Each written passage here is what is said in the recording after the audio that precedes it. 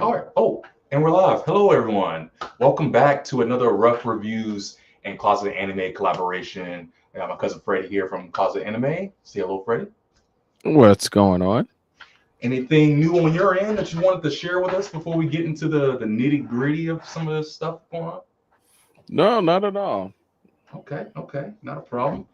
Um, let's see. What do I have for y'all today? Well, I do have one thing I want to show you real quick. It's a little nugget that I was put onto because I have HBO Max, and I travel here and there, and sometimes when I do travel, I'll be in a hotel. I'm in a hotel. I just throw on whatever's on. I don't really watch TV like that as much, right? And one of the shows that I saw on Cartoon Network that I I just fell in love with the style and the premise of the whole thing was this little show right here. I'm just gonna pull it up real quick for y'all to take a look at. Bear with me. This little show right here called Common Side Effects. Mm, So it's a really the character designs are really janky. They look really weird, but it is a very clean and consistent style. But don't let that fool you because the premise of the story is basically this guy. He's a really rough around the edges looking, like hobo looking kind of dude, but he's super smart. And he finds this mushroom, and this mushroom is, I mean, without bearing the lead, it's like the cure. It's the cure all for everything. Cures cancer, cures um, almost death in a way. Like you eat it, you instantly heal like Wolverine. Um, the thing is, pharmaceutical companies don't like that. So the whole show, this one season right now, is about him and his old high school friends. This girl here, and she works for a pharmaceutical company. And from there, adventure ensues.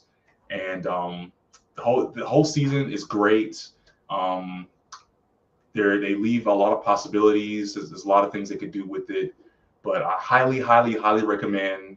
It's definitely graphic. It's definitely interesting the way they build up on science and fantasy all in one. And as a new Cartoon Network property, definitely check it out when y'all get a chance.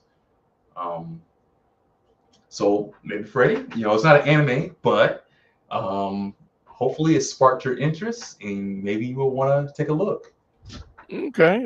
okay. It seems like something I might watch, the first two episodes of and kind of see how I like it. Definitely highly recommend to do that. Um, so with that being said, I got one more little nugget for y'all. So I actually played this game today and I beat it. I beat the whole thing today. It's not a very long game. It's a little bit of an indie darling that I want to share with y'all because I saw it and I was just skimming through the PlayStation Network, and again, it's all about the style, right? I looked at it and I was like, "Ooh, that's interesting." And so this little gem right here is called "Thank Goodness You're Here." As you see, it's really wacky, it's really silly looking, and to me, it caught my interest because it was similar to um, again, Cartoon Network's regular show. It has the same kind of style and feel to it. If y'all like that kind of stuff from about 10 years ago, regular show was really hot. And I think this kind of follows suit. I wouldn't be surprised if it's the same designers. Um, like I said, it's real short, maybe like an hour, 2 hours, if you just play straight through it. But they have a couple little things to do. It's very simple. You only have one button, well, two buttons. You can jump and smack, like slap. You can jump and slap things, and that's it. But it's almost like a little cartoon in of itself because a lot of things that happen, it happens just for the funny and just for the laughs and stuff, and then you kind of react and do things to make it happen like a puzzle or something. So if you get a chance, check it out. It's real cheap, real fun, real fast. So yeah, there you go. I just want to share those two little gems with y'all, and before we get started, and yeah, as I do more and show you, maybe I can show you some more stuff. But let's see. We got another video for y'all. Anton Daniels video here.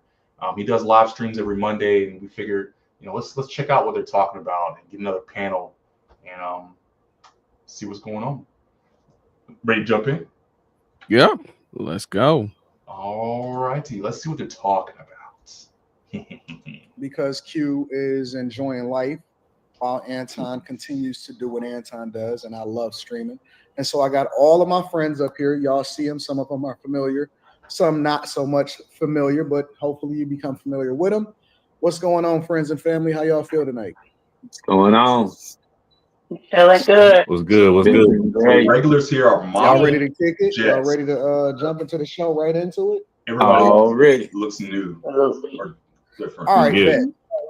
So rules of the game: get in where you fit in, but also allow grace for other people to be able to express their thoughts. Hopefully, also I'm going to set the precedent in the chat. Y'all know I like to look at the chat as our co-host for the show, but chat, I'm gonna need y'all to not be so disrespectful to where it extends over into saying some wild shit. Y'all all adults. Y'all know that y'all don't need to be doing that. So grow the fuck up if you think that you could just be wildly disrespectful. But chat, do what y'all do. If you don't agree with somebody, then say you don't agree with them. If you agree with them, then say that too. At the same time, we want to ask y'all, and I shouldn't have to say this, refrain from going off on people's children and all of that dumb stuff. Like, it's not necessary. We will be reading super so I don't ask for them, but I absolutely like to show love to the people that show love to us. And then last but not least, all right, to the people that's on the panel, don't get in your feelings. Don't they always I'm not gonna say They're always gonna. He says don't do it, they do it anyway. I think I got an idea of who is gonna get in their feelings now already. Which one? It's Molly. Molly? You think Molly's gonna do it? Have you seen why you say that? She just has the look of someone that's just going to just if I'm not mistaken, she's been on here quite a few times, right? Yes. Okay, so because I got a feeling that she always just goes like way off on the deep end into some wild stuff, and she'd be talking real reckless. So it's going to be Molly. So I would say that's it's funny you say that because that's a description you could give to a lot of people. But Jazz is the one, you'll hear that often. Jazz is the one that's usually like, she blows this whole spot up. Every time she comes in, she goes wild, like you're saying, like times 10. Jazz or Jess? Jazz. She's not on this one. Oh, okay. Yeah. But you'll still hear her name still comes up, and you'll see why and how. But all right. Right into the first part of the show. So the first question, this is a little bit of an icebreaker, but I think that it's necessary to have the conversation because it's something that people are conflicted about, and it actually extends from a conversation that we were having last Monday, and then another video went viral, and so I decided to add it in as a part of this. So let me play this video, and then we're gonna come back. As a server, you'll quickly learn that Black people are the most annoyingly entitled people you'll ever have to deal with. I used to work at Waffle House, and this same Black lady came in every single day. And when I tell you she was the most entitled, broke person you'll ever meet, she would police the entire process. She came in there every day, got a sausage, egg, and cheese grit bowl. She wanted her eggs cooked like they were made at house. She wanted her sausage burnt just the right type of way. She wanted the cheese melted just right. She wanted the grits to be the perfect consistency. When she walked in every day, I would have to show her the grits to make sure she agreed with how they were made. And she wouldn't just tell me what she wanted. She would sit on the high counter right next to the cook and police the entire process. As the cook is cooking and we're in a busy store, she's sitting there trying to tell him specific ways he needs to be flipping the eggs, telling him to hurry up and take off the sausage before it gets cooked too much. She would always rush me every day because she had to get to work. Like, I give up. And it's like, I would be cool with all this if she ever tipped me anything. But no, nothing. She would be my most annoying customer of the day, and she never tipped me $1. No matter how nice I was, never $1. This is where I kind of started to be racist, I guess, when it comes to serving Black people. I can't. I'm not going to treat y'all as good as I treat everyone else because I know I'm going to get treated like, and y'all aren't going to tip me $1. don't get me started on if a family of black people walked in. Oh my God, I would damn near start crying. I would ask every other server there, like, can y'all please serve this table? Please. I do not feel like it. Dang. So before they get started, what do you think about that? What are your thoughts on what he says? Is there truth to it? Have you seen it? Do you disagree? And why maybe? Dang. I want to disagree with him. Mm-hmm. I want to. But man, But I've seen it. Like, so, I mean, it might be very anecdotal. I mean, but I've actually have witnessed it. I've been in outings where I've been with other black people, and man, I've done a lot of customer service, like forward jobs, forward facing jobs, and I'm thankful I hadn't done any waiting and any serving, but man, when I go out, I treat all of the customer service, the wait staff, anybody it is, the same way I would want someone to be treating me. And I give lots of grace to,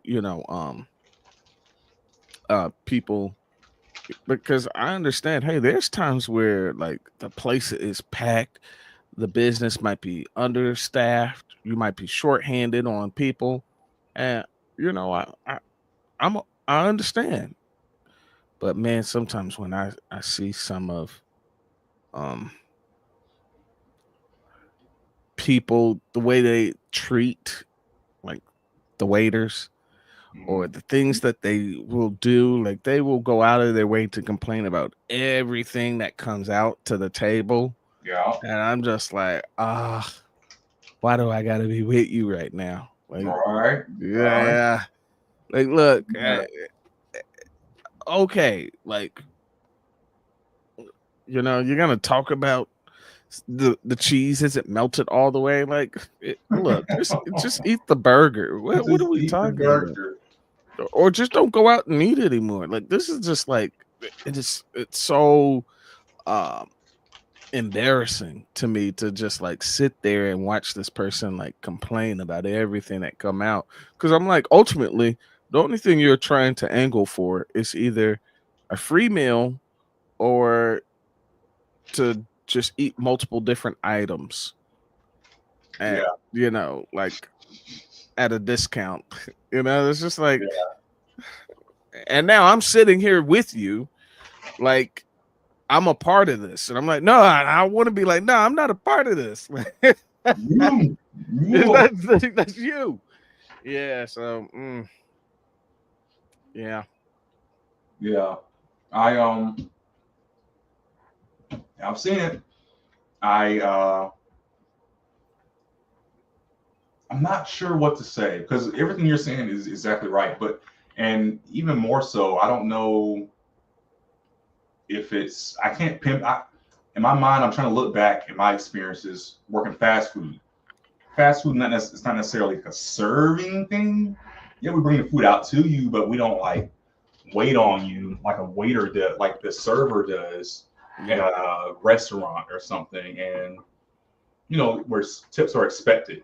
I've gotten tips at fast food, but I think those are like generous people. You're not supposed to tip. They'd be like, oh, if somebody tips you, you're not supposed to take it.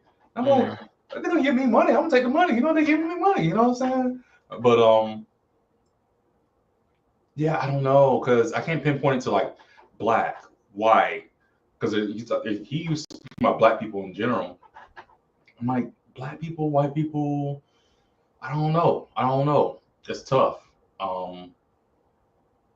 And here's the unfortunate part, right?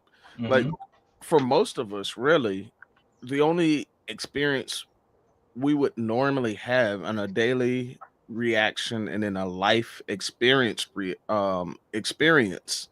would be around just other black people, unless you're like always like going out and having outings um with large groups of other ethnicities. Then you can experience whether or not that comparison is true. Mm-hmm. But for us, the only thing that we can ever like compare it to is just always being with other different groups of black people.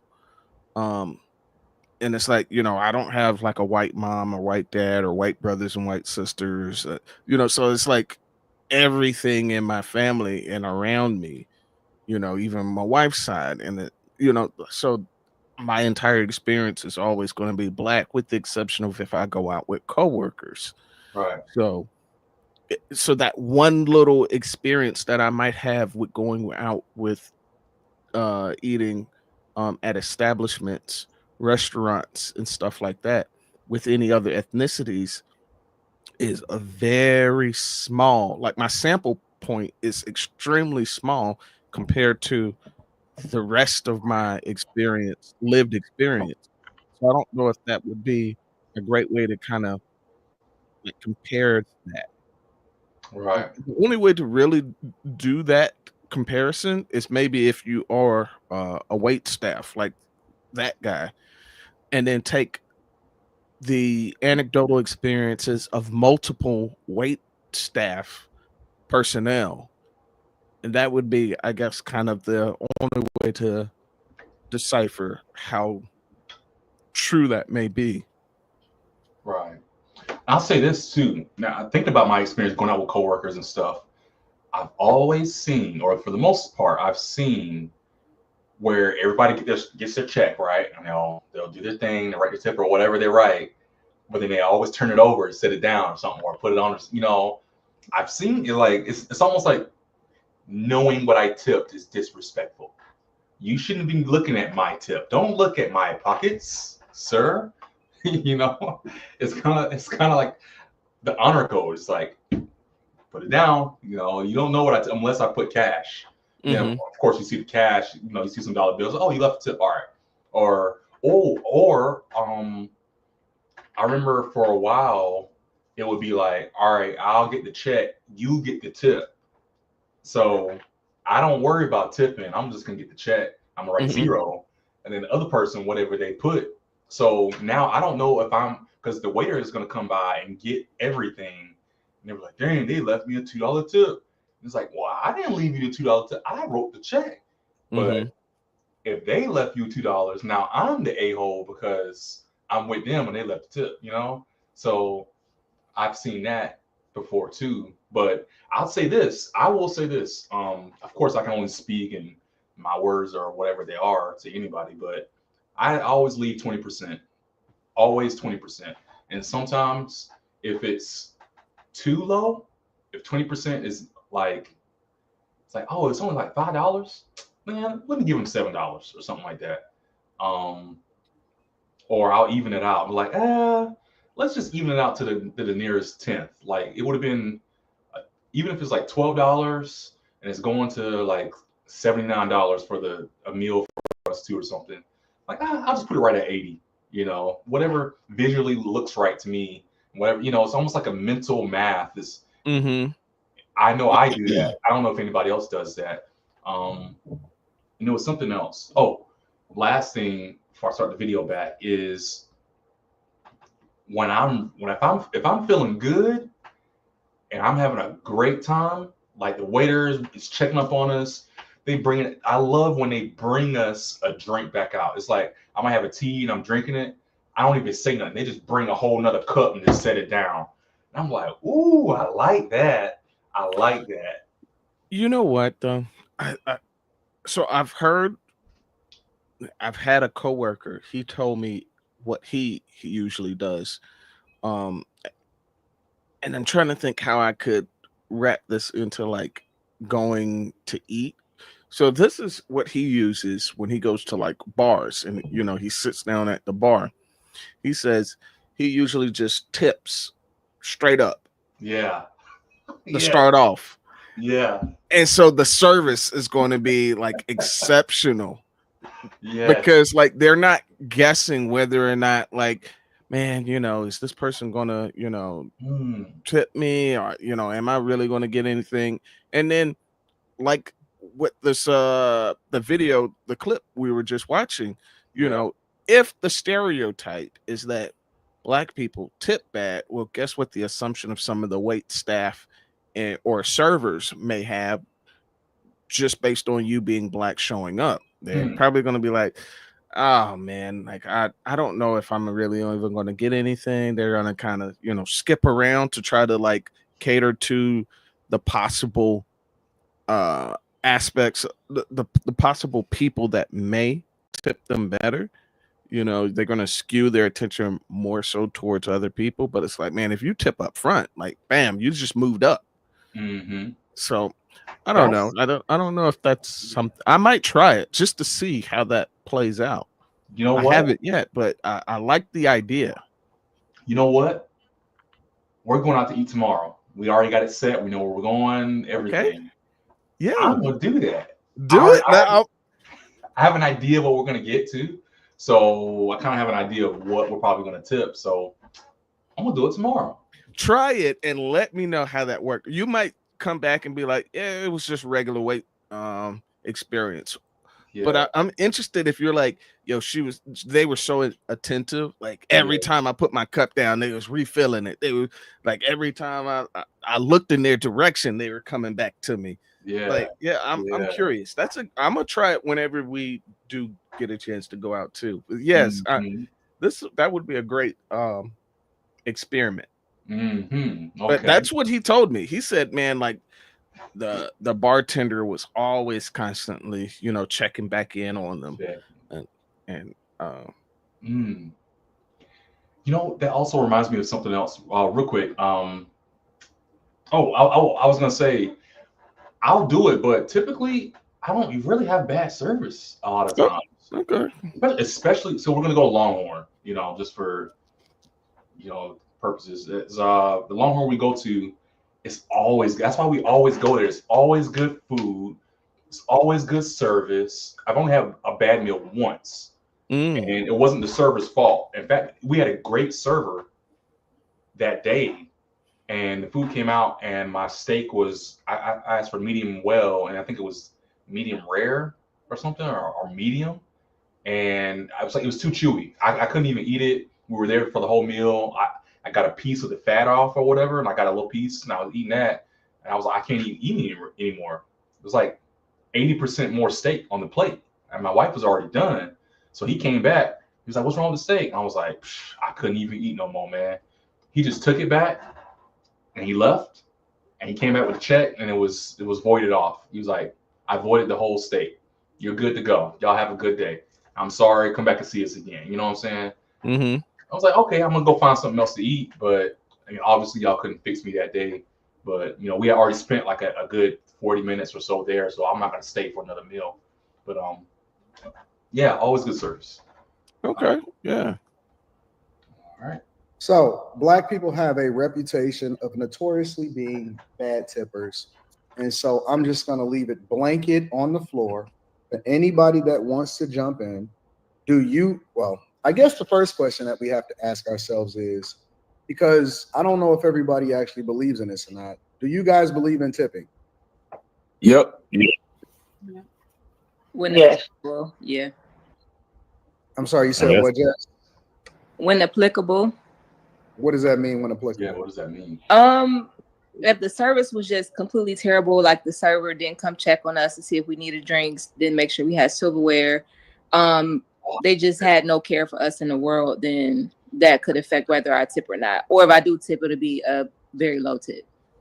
But outside of that, I do believe in tipping. It's got to be bad. Okay, so is there any... I'm sorry. It's got to be real bad if I don't tip. If I don't leave you nothing, that's bad. And usually I would have said something. You're going to get a bad tip. If it's to the point I give you nothing, I'm probably not even get them. I'm probably complaining or something by that point. So I wouldn't sit there and suffer in silence and just like, I'm just not gonna tip. You know, that's weird. Yeah, I think some people work up things in their head just for reasons to not tip. Like, you know, like I think a lot of times people are just sitting there and they're like, yo, she didn't fill up my iced tea. She walked past me once already. Yeah, that's $1 off already. Like, like That's two. yeah, that's You're two. working your way up to $5. No, you ain't getting that dollar. Yeah. I mean, that's just people. I really Yeah. just think that's just people. I don't know if that's, you know, all people across the board. But I just think it's just people in general. They just kind of find ways to just nitpick something. And then it's just, you know, gives them an excuse. You know, it gives you an out to not tip because you're just like, all right, yeah. Walk past my table again. Yep, yeah. That's one more dollar. That's another dollar. Hey, can I get some more drink? Exactly. That's all you have to do is, hey, excuse me. And you know. Or if it's not even my server, it's like I don't know where my server is. She's probably busy. Could you help me get some more to drink or let her know, you know, something? Yep, exactly. Yeah. But they'll just sit there and stew and just be like, no tip for you. No tip for you. Anybody that don't believe in tipping. All right, interesting. All right, so I guess the question is, why does Black people get the reputation, considering that everybody up here actually believes in tipping? Why do Black people get the reputation, specifically Black women? A lot of times are the ones that I hear conversations about the most. Why do Black people have the reputation of being bad tippers? I think we need to separate this, right? I think we're looking at two different issues. I think we're looking at tipping, and then we're looking at how difficult or the stereotype that Black folks have when they go out to eat, right? Now, can I call a spade a spade? I love my people, but we can be very difficult when it comes to going out to eat, very specific, want things to be a certain way. But I've also seen on the flip side of that, when they are very particular, they do give a nice tip. But I've also seen when you've given exceptional service and then they don't tip. So I don't think that this is just limited to one issue, but I think we should break it up. And then is bad tipping just narrowed down to just Black people? Because there's people of all different races who don't tip either. I don't hear anything about anybody else not tipping, to be honest with you. No, I ain't gonna lie. I used to work as a server at Papa Do's. I'm from Houston. Oh, shout out to you. Long time ago, I used to work. This is like in '97. Showing my age, but I was a server at Papa Do's, and man, that was the first thing. Whenever you got a Black table, they'd be like, "Uh-oh." So the stereotype been around a long time, and sometimes they surprise you, but a lot of times, man, I ain't gonna lie, it is true. Like it's the bare minimum. Even one guy, he used to play baseball, right? No, he was a boxer, and everybody's like, "Man, I forgot the guy's name," but it's like he was a boxer. And I'm just knowing he finna tip me good because a Black guy, I'm showing him love. It was good. We got conversation, man. And I swear at the end of the deal, boy left me $3. Oh, that's great. $3.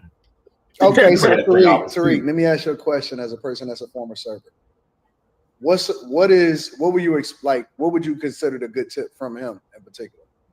All right. So if your bill, you want at least 20% or more of your bill for a good tip. The dude bill was like $80 and he left me $3, bro. That's crazy. That's horrible. that's disrespectful. So $80, 20. So 10% would have been $8. So 20% would be $16. So that's going to go from an $80 bill to a $96 ticket by the end of it. $16 is that's a good chunk. That's a meal all on its own. If I'm going to be real with you, but for one person eating as an $80 ticket, what are you eating, sir? Like, where are you at? So my thing is, well, he's at Papa Do's, so you know, and I'm guessing this guy's like a, you know, a small time boxer or small time. What did he say? I think he said he was a boxer. So yeah, he probably gonna eat. You can eat that. You can eat that at Papa Do's for sure. I've never heard of Papa Do's before. Is that really? Is that in the Atlanta area and stuff? Yeah. Yep. We got several Papa Do's. It's like 3. 3 Papados. It's Interesting. like kind of like a, how do I say it? Yeah, like a Louisiana, kind of like a Southern style. Got that like Oh, Cajun kind of feel kick. I see. I see a lot of Yeah, the garlic. crawfish. You got alligator. Oh, we have a place like that. It's called Walk-Ons. It's it's similar to that kind of Louisiana kind of thing, alligator Mm-hmm. stuff and everything. Okay, it's coming together now. Um, okay, $80. Your shrimp, your lobster, salmon. You got all the good stuff right there. I think you got shrimp and grits. You got lobster macaroni and cheese. Yeah. So let me ask you this before he gets into this a little bit more. It's an $80 ticket alone, right? Mm-hmm. Like I said, 20% of that is $16. So what if instead of the $3 or $16, he left a $10 tip? Yeah, I was just getting ready to say I probably would have put 10 down. Like I'm like, look, it's just me. That's just Right. you got an easy day. You ain't have to worry about too much. Yeah. But I don't like weird numbers. Like especially if it came out like a nice round 80, I'll just put 10. I'm not trying to like be like, oh, I need to be exactly at the. Yeah, I'll just round it up, make it a full number. Yeah. For Every anybody now and then I might break out the calculator and try to like, figure out like, okay, well, shoot, this is, this. Okay, what's 15% or what's, 18%, and then try to like, see what the rounder number of the two come out to be. But yeah. So for anybody watching, let me know what y'all think about that too, because like I said, $80 tip would be a lot for anybody. But if it's just one person, like he's saying, like Freddie's saying, it's real simple, real easy going. And at the end of it, $16 is 20%, $8 is 10%, and then from there, would a $10 tip suffice for that waiter? If you were the waiter and you got a $10 tip on that, would you feel like, dang, he cheated me at 20%? You didn't give me full 20%, or like, dang, I got a $10 bill, cool. I wonder how people will see that. But all right, let's continue forth. That's disrespectful. Yeah, thank you. Because the minimum tip you expected as a waiter, it was $2.14 an hour plus tips. So even then, I was younger. I'm like, okay, I'm making at least $17 an hour because you at least gonna get $5 a table at Papados, right? They're gonna be there for about an hour each couple. You know what I'm saying? They'll be there about an hour you would expect, and you got 3 tables. So I'm make my little $2.14 an hour plus I'm gonna get at least $5 a table. That's $17 an hour. I was like, all right, cool. And a lot of times you get way more than that. But at minimum, you're gonna get $5. Somebody leave you $3. Come on, he was man. only $2 short then. Man, that's horrible. You hugged me out. You know what they'll say a lot of times too? I noticed this. They'll be like, well, I don't know. I don't need to tip them. Go get a better job. Yeah. I'm not responsible for it. I haven't heard that one. Because they make such a low amount. So that's always the excuse. Because I used to be a cocktail waitress at the Penthouse Club. And of course, like I made a lot of money. But we all had that stigma, like, when Black people come in, Black dudes, like they don't call Penthouse a strip club. They say it's a gentleman's club. And I understand the difference because we used to go like hang out at different clubs. But my point is, you would get some guys that would come in, and this was like in 2008, 2010. And that's when they were wearing like the big Lil Jon belts and the huge clothes, like the jabos and stuff. So when they would come in, which was very rare, because, in that club, we would in that gentleman's club, we would have like very well-to-do, they come in with a suit, everything. We get celebrities that come in there. But I would be very surprised, especially, this was the worst. You have a group of Black men. I remember they had a was a rapper down here, and he used to rap with Lil Wayne, and so he came in with like his entourage, but then a bunch of black women that were trying to get something off of them. They came in with them. Now they came in before, but with the women sitting there who were black, the tips were just so short. Like they messed over my friend that was working there. Yeah. And then like a lot of times you would have, like, we called them our clients, not customers. You would have people that came in and they want their certain waitress because that waitress knows what they want, what girls they want, stuff like that. My girl who always got them, I'm not going to say his name, but she was pissed. Like she would usually make like $300-$400 after they left. And she left with like, they left with like $40 a tip or something like that, just because those women were there. I want to touch on that. That is a very interesting what's the market that she's talking about. I didn't even think about that. And like the clubs and stuff, or the strip clubs, let's just call it what it is, gentlemen's clubs.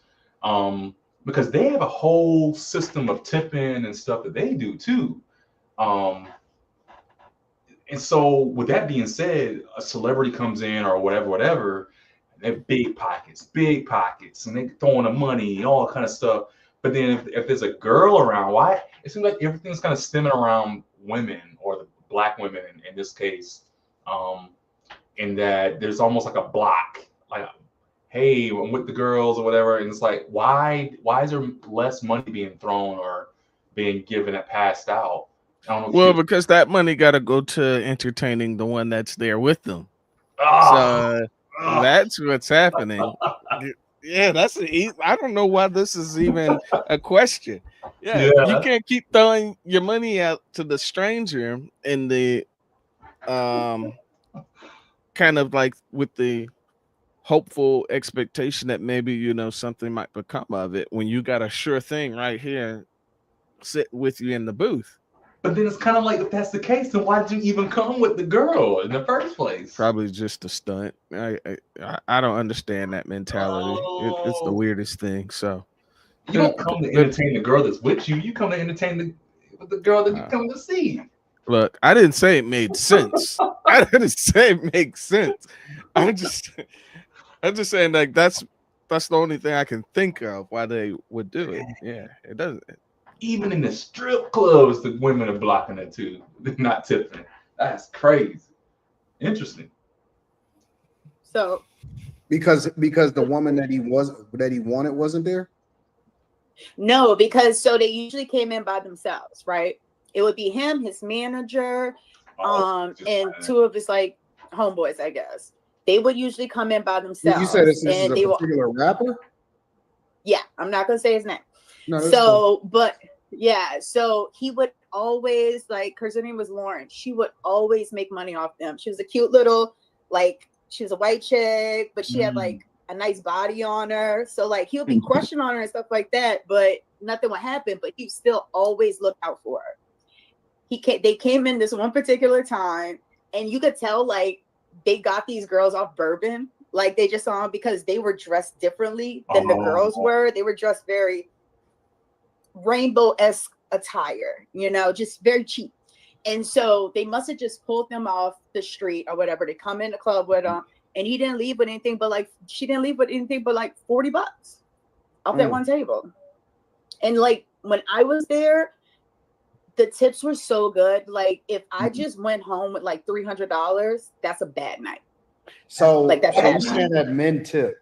Bro, I need to get into that. I need to learn how to dance or something. $300 is a bad night. I think you're missing a lot of the essential equipment. Well, they do the changes and stuff now, right? You can take shots and do changes. Now, there's a couple of other clubs that you could go into. Well, I don't know. How do they tip?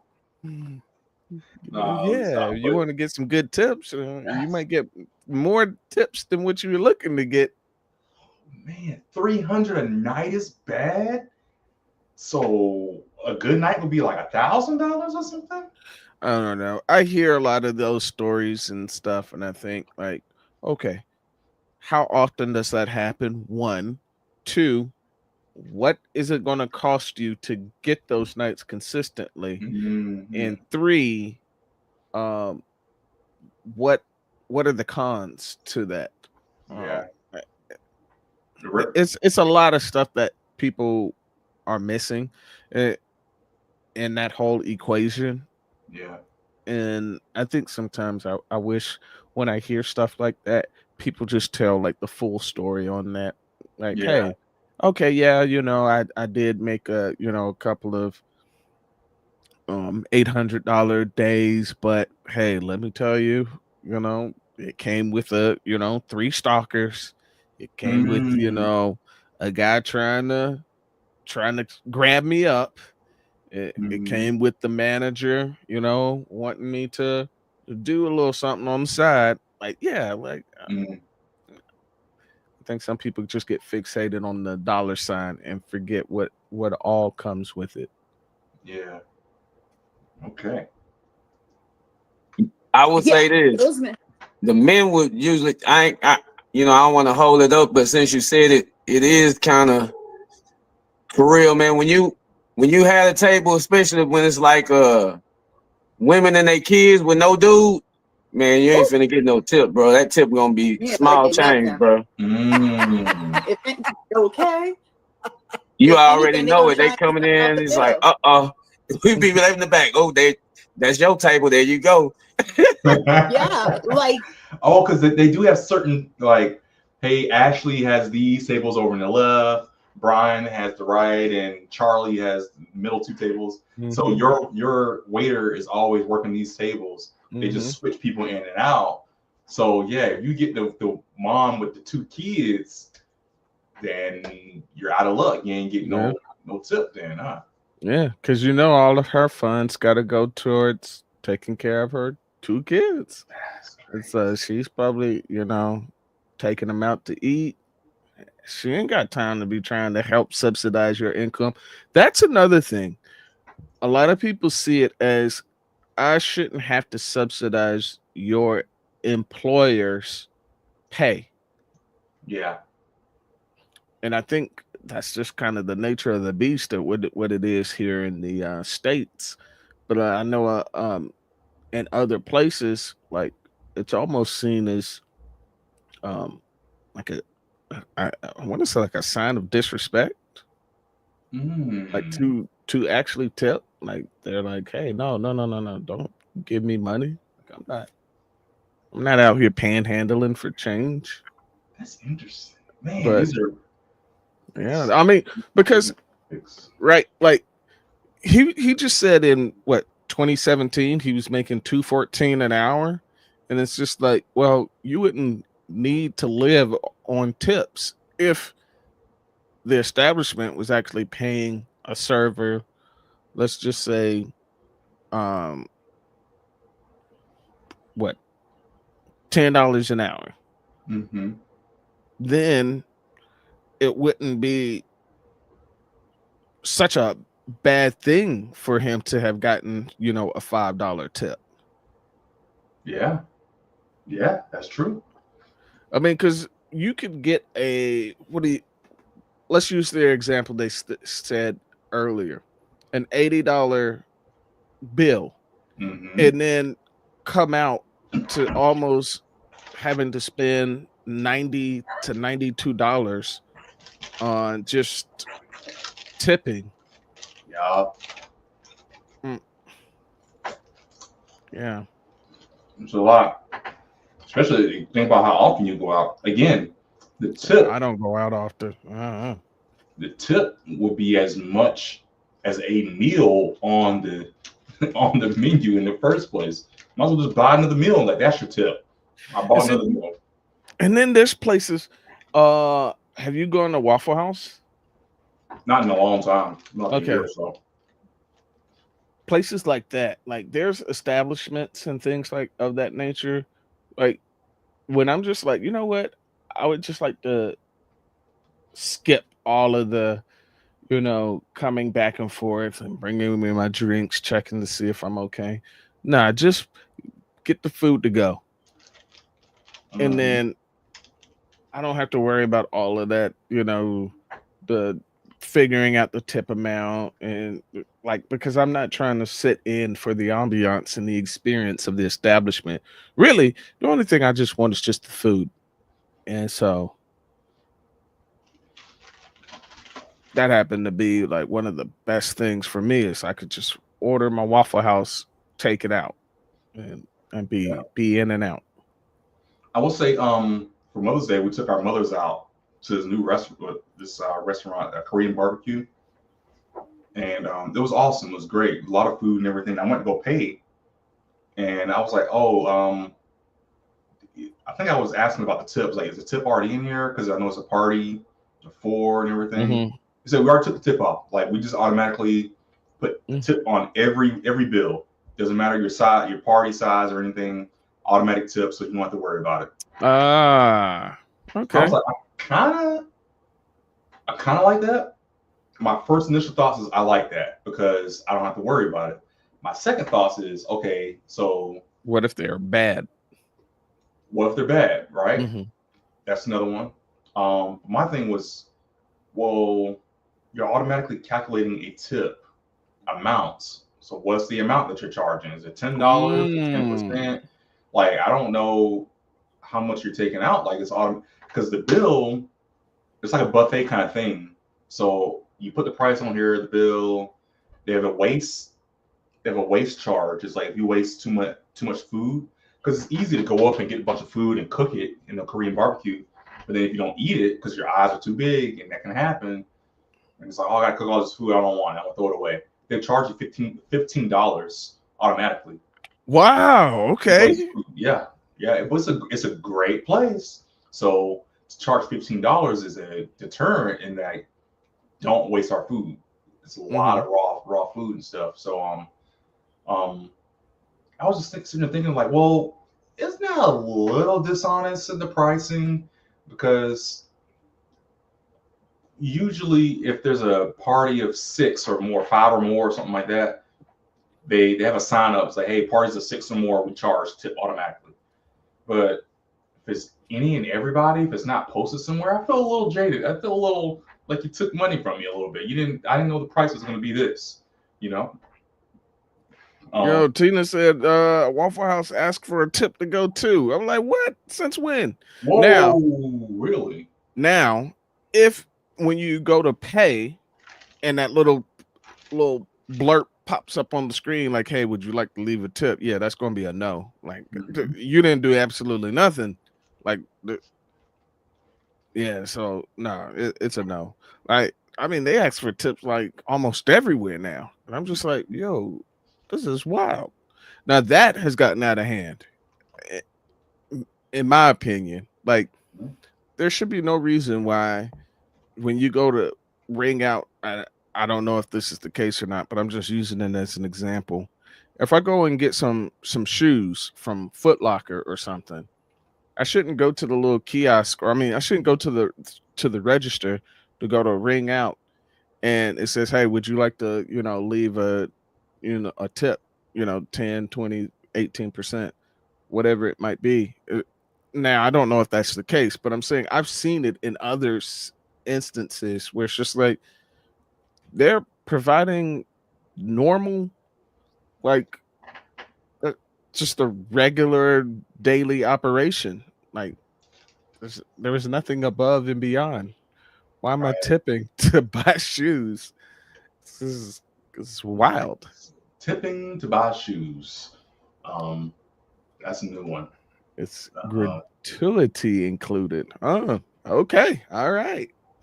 Yeah, obviously I haven't been to Waffle House in a while. So. I haven't been. It changed since the last time I've been. I need to go. I don't know if I want to go back.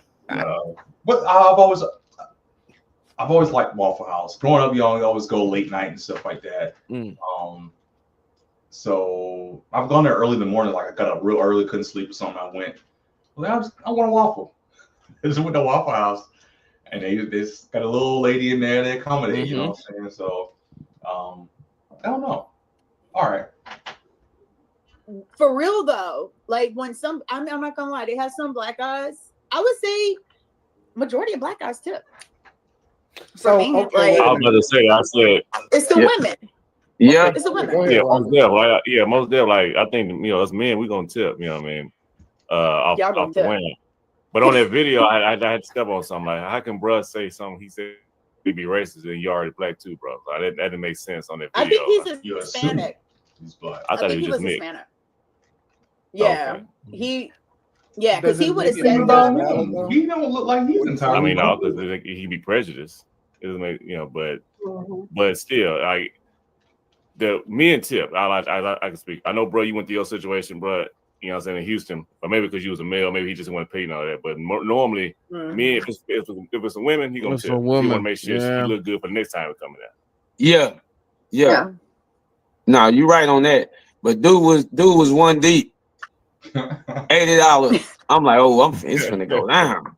And he left me $3. But usually the dude's gonna tip, man. But you already know when it's women getting in there and they don't got to do it with them, and especially if they got their kids with them, bro. Oh my goodness.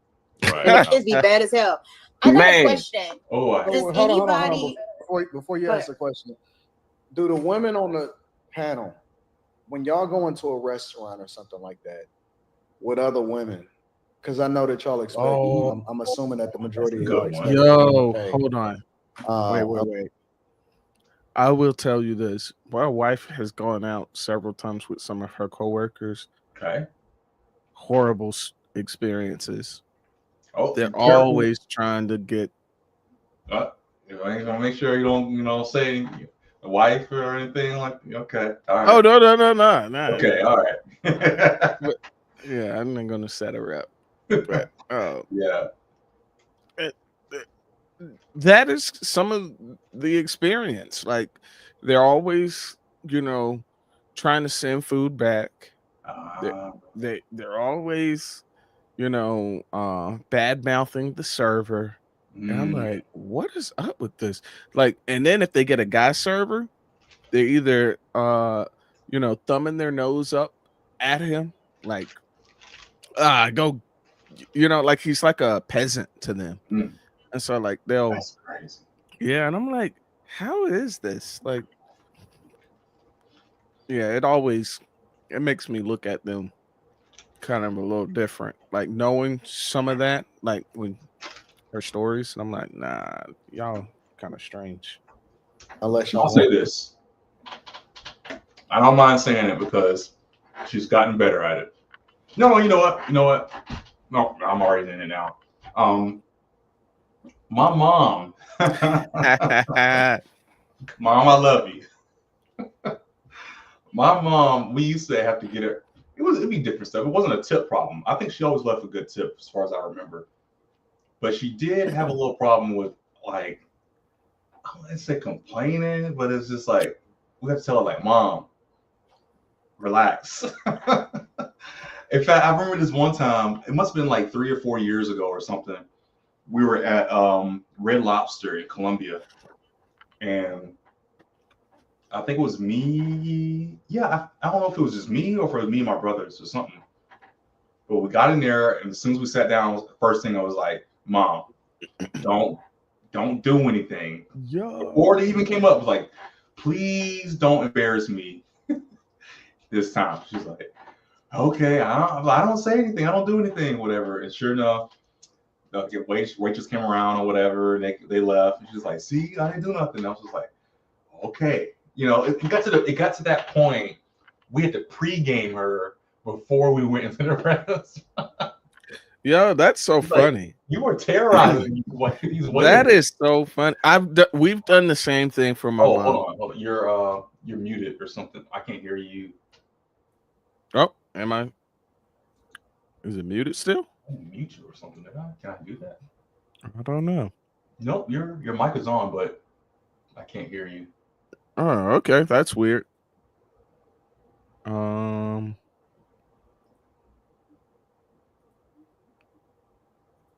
you hear me? Oh, wait. Is it me? All right, try now. Can you hear me? Yes. All right. That was me. I don't know. I guess I muted myself or something. Oh, okay. No, my mom, we did the same thing for my mom too. So that's kind of funny. I can see that. I can see Yeah. Oh my your goodness. mom. I can see Yeah. your mom. Your mom. I can see your mom. We used to tell her all that she scarred us being young. Yes, because every time we would go somewhere and we would just be like, Mom, please, like, don't. Because I'm always like, hey, Mom, the fact that you are sending stuff back or complaining about something, Mom, I got to get my food from the same people too. Like, I don't want nothing to, yeah, like, yo, y'all. calm down. Like, because my food is at jeopardy from you. Yep. And so yeah, I used to always shudder at the fact that we would go out and I'm with my mom and I'm like, oh my goodness. And she'll tell you, she's like, yeah, I'm very particular about my food. I'm very particular. And I'm like, ketchup on everything. Ketchup on everything. Like everything has to be exactly the way. Like here's how good I am as far as like giving grace to people on certain things. On a hamburger, right? I'm pretty much not picky, except for I don't like tomatoes, and I really don't like them on the burger either. Like if it's on the burger, that means the tomato juice is on the burger. I don't want to taste it. Yeah. If I get the burger and there's tomatoes on it, I'm just gonna take the tomatoes off. Yep. You know what I'm saying? Like, take it off. I can deal with it. I can deal with it. You know, even with a little bit of tomatoes, residue still on it. Yeah, I'm okay. It's not gonna kill me. It's not going to kill me. And if anything, I'm probably just gonna not taste it really that much because of all of the onions, the pickles, the tomato, the ketchup. Like it doesn't mean anything. Right. My mom, she would send that burger back. She would send it back. And I'm like, yeah, but now you don't have to worry about the tomato on it. You might have to worry about something else coming back on it. Like, yeah, just take the tomatoes off. What's the difference? Yeah. Now I will say this to your I do the same thing. It was like I don't. So on my burgers, I just want the burger, the bread, ketchup, mustard, cheese. I'll add bacon sometimes, and that's it. And they'll bring out the burger, and I'll put the ketchup and mustard on myself. Or sometimes if they have a good special sauce they put on there, if it's like a good burger joint, they got like a barbecue special mix or whatever they do. I might throw that on there too to give it a little bit more flavor. But if I ever get a meal and I ask like, hey, take this off, take this off, whatever, and it has a sauce on it or something that I do not want on it, I'll send it back because I cannot take the sauce off, especially if it's in the bread. I can't do it, bro. It's like, in particular, like I'll get nachos or something like that from a nacho place or something. Take off the sour cream, take off the guac. I don't want that. If it's I don't like guac either. If it's like on top, then I'll just scoop it off, put it to the side or something. That's easy. Yeah. But if it's like in there, mixed in it and all kind of stuff, it's like I can't do it. You left me no room to give you grace. Yeah. So yeah. If there's room for grace to be given, I will give the grace. But so like you were saying, guac, I'll usually say, hey, no guacamole. Hey, does that come with guac? Yeah, no guacamole. Yeah. And then if it comes out and I'm like, shoot, this guac, but it's like a dollop of guac on like the first 2 or 3 chips. Easy. I'll just scoop off those first 2 or 3 chips, and it's like, hey, these are sacrificial chips. Like they're gonna go over there. Yeah, You took one for the rest of the chips. Thank you for your service. Okay. 50, right?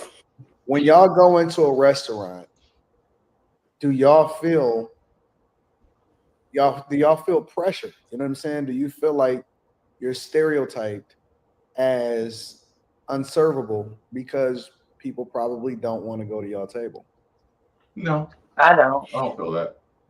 I don't because of the way I present, the way the way I speak, the way I look and everything, I hate to say this, but I don't think I look like that stereotypical chick that's of melanin tone wouldn't tip. Neither my friends either. Like, it's usually a certain character. It's a certain type of. I've seen it. Yeah, I've seen families. I used to work at Denny's back in the day, so I've seen families come in and not tip, depending. I guess when you work in that type of atmosphere, like I worked for tips for a long time, so I had a different type of respect for it. I don't really feel. I didn't know that was a thing actually across the board. I knew it was a certain. I didn't think it was a black thing. Let me put it like that. I knew it was a certain type of character, behavior type thing, but also older people don't tip either. Like they tip like you ain't lying. My daddy to this day, he don't play. He be like, man, I'll be like, man, come on, man. Give me I'm tipping. And my old man still be like, man, I ain't tipping. Okay. He don't tip, bro. They tip like 50 cents, but I guess I give them grace because I assume most of them was on like a fixed income, but they tip like 50 cents. They tip like they back in the 50s and 30s and stuff. So y'all think that the stereotype is pretty much true then? Man, yes. I would have to agree a little bit. I ain't gonna lie. See, that's where I was like, man, I want to disagree, but the only experience I can draw from is just like my own personal experience, because I had not been a waiter or been a bartender or anything. So, but I feel like let's say, for instance, if we grew up in white families or going out a lot with other ethnicities, like coworkers on a daily basis, then maybe we would have more experience to draw from to kind of determine, if there's any validity to this or not. But I think our experience kind of skews our view. But it would be interesting to find out if that's something that occurs amongst other community of people too. So I'd be curious. I'll definitely be curious. I might have to ask. Just come out and ask. It was like, hey, my white fellow brethren, do you partake in the tipping? Do you partake in this tipping of people? I don't know. It wouldn't hurt just to ask, right? Sometimes that's all it takes. And out with a large group of Black women, because I know we're going to get stereotyped for not tipping. I worked on and off 10 years waitressing and bartending. And out of everybody, Black women are for sure the worst tippers, and they want the most. Yeah. So, I mean, if I agree. That's true. I think that's true. I don't know what it is. I don't know why. I don't know why Black women are so cheap. Dang. They'll even go to the club before a certain time to get in free, not bring any money, hoping somebody will buy them drinks. So and I think wait. That's a little different, though. That's a little different because that very particular thing she just said, go to the club, hope people buy it. That's because it's the atmosphere is set up for them to do that. That's not, hey, I'm getting good service, I'm gonna provide you a little extra for your efforts. That's more like, hey, we want more women to come in, so we'll make it free for them. They're making it entitled to them. And then of course you get in there, if it's some dudes are gonna be, horn dogs. It's like, oh, I like her, let me buy you a drink or something to get your attention, I want them to succeed in that. Yeah, I get what you're saying. The actual model type of the nightlife is set up in a way that it is to entice women to get in, entice more women as possible to get into your establishment in the pursuit of drawing the men to your establishment, because the men are the ones that are wanting to pay to gain access to the women. So the more women your establishment has, the more likely you are to entice men to come to your establishment. And in their pursuit to entertain and to court and to woo and to impress and to flex, they're going to spend money in your establishment. So yeah, that makes sense. I would say recently, even we had went to rare occasion. We had went to a club. No, it was last year. Yeah, not recently. And we went to a club, just try it out, see what it was like or whatever. And of course, I paid and stuff. And they gave her, as soon as we walked in, they gave my wife a drink. It was right off that. Like, hey, here you go. Here's a drink. I was like, oh, cool. Where's mine? He said, oh, you can go to the bar. It's right over there, sir, if you want to order. I was like, what? Yeah. But she's with me. Yeah. Why are you giving her free stuff? It's not like you're enticing her to be here with me, not with anybody else. But see, they probably didn't. They probably just assumed that she was a date, like she wasn't your wife. Like they're like, all right, let's get her, liquored up, so that you have a better chance, sir. Here, we're being your wingman. But she's still with me though. Like regardless, she ain't there for no other dudes. Like she ain't gonna leave me and then go start talking to another dude. Well, see, it was like they alley-ooping, like, hey, here, let's give you the assist. And then you coming to our establishment, again, you're going to take the masculine role. You're going to end up spending some money in our establishment. And guess what? You can't just be sitting there letting her drink. So you're going to absolutely buy a drink. There you go. Look, you see what I'm saying? It's the model type. It's going to work. It's going to work. I'm her husband. I was right there. They make me pay? Nah. Because they know you ain't going to sit there and just watch her drink. Like, now you're going to have to buy a drink. I guess so. Yeah, it ain't going to happen again. That not going to happen again. What, you going to turn down the drink? Be like, nah, I'm going to buy both of our drinks. Get that out of here. Want it. I'll pay for that drink. Okay. Yeah. Not to even sound funny. That's the main thing right there. That's the main thing. That's true. A lot of people go out and they don't have the money to do it too. That's irksome. Well, like you said, they the hardest to satisfy. Black men do. Yes, and I think black men do tip. They're way better tippers than black women, for sure. Yeah, real talk. They over tip. Yeah, they're gonna do it to make sure y'all know. Okay, I remember from last time they're gonna have their favorites. Yeah, they're gonna do that for sure. Yeah. Right. No, for real. And then men are more inclined to buy things. He'll go broke tipping before he. Yeah, they'll buy bottles. They'll buy more things. Yeah, he's gonna overdo it. Mm-hmm. That's real. Yeah. So should you be able to buy if you can't afford the tip? No. Say that again. I don't think so. Should you be able to go out to eat if you can't afford the tip? Not everybody can afford the tip. Should just get takeout. Get takeout.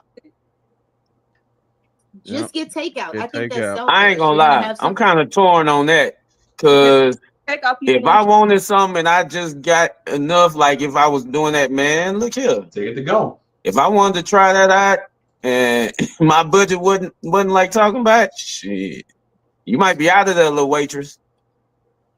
Wait a minute. Wait. Just get takeout. Man, what if I wanted to go to Papa Do's? What if I wanted to go to say a restaurant, right? I've been saving my money. I'm like, man, I'm gonna try that out. But I ain't factoring in the tip. I factor in what I want. That sounds like you. You got to factor in the tip though. That's part of the budget. You really do. I feel you. Really do. I feel you. I'm just saying I can see both ways on that. Don't they have takeout though? Like I don't see why. Wait. I'm confused. So y'all would go and get the experience, but don't tip? Yeah. I just seen people do it. See, y'all would go knowing that you're not gonna tip.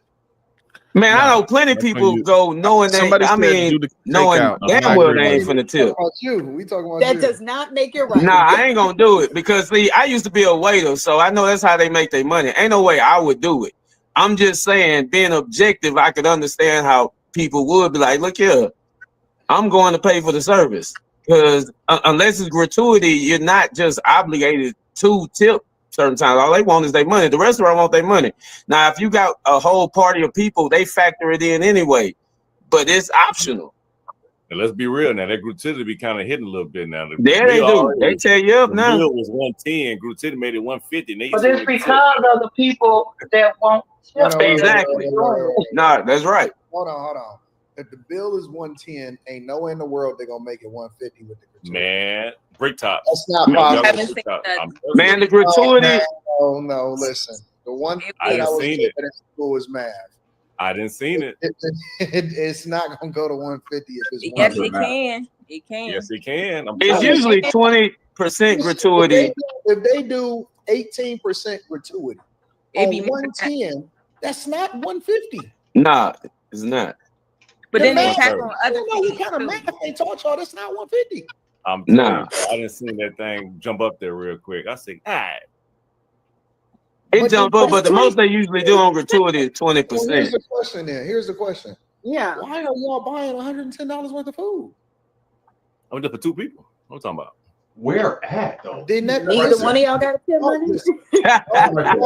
Y'all Bro, are talking. I am so glad that I understand. don't have to date in these dating in this time period would be crazy.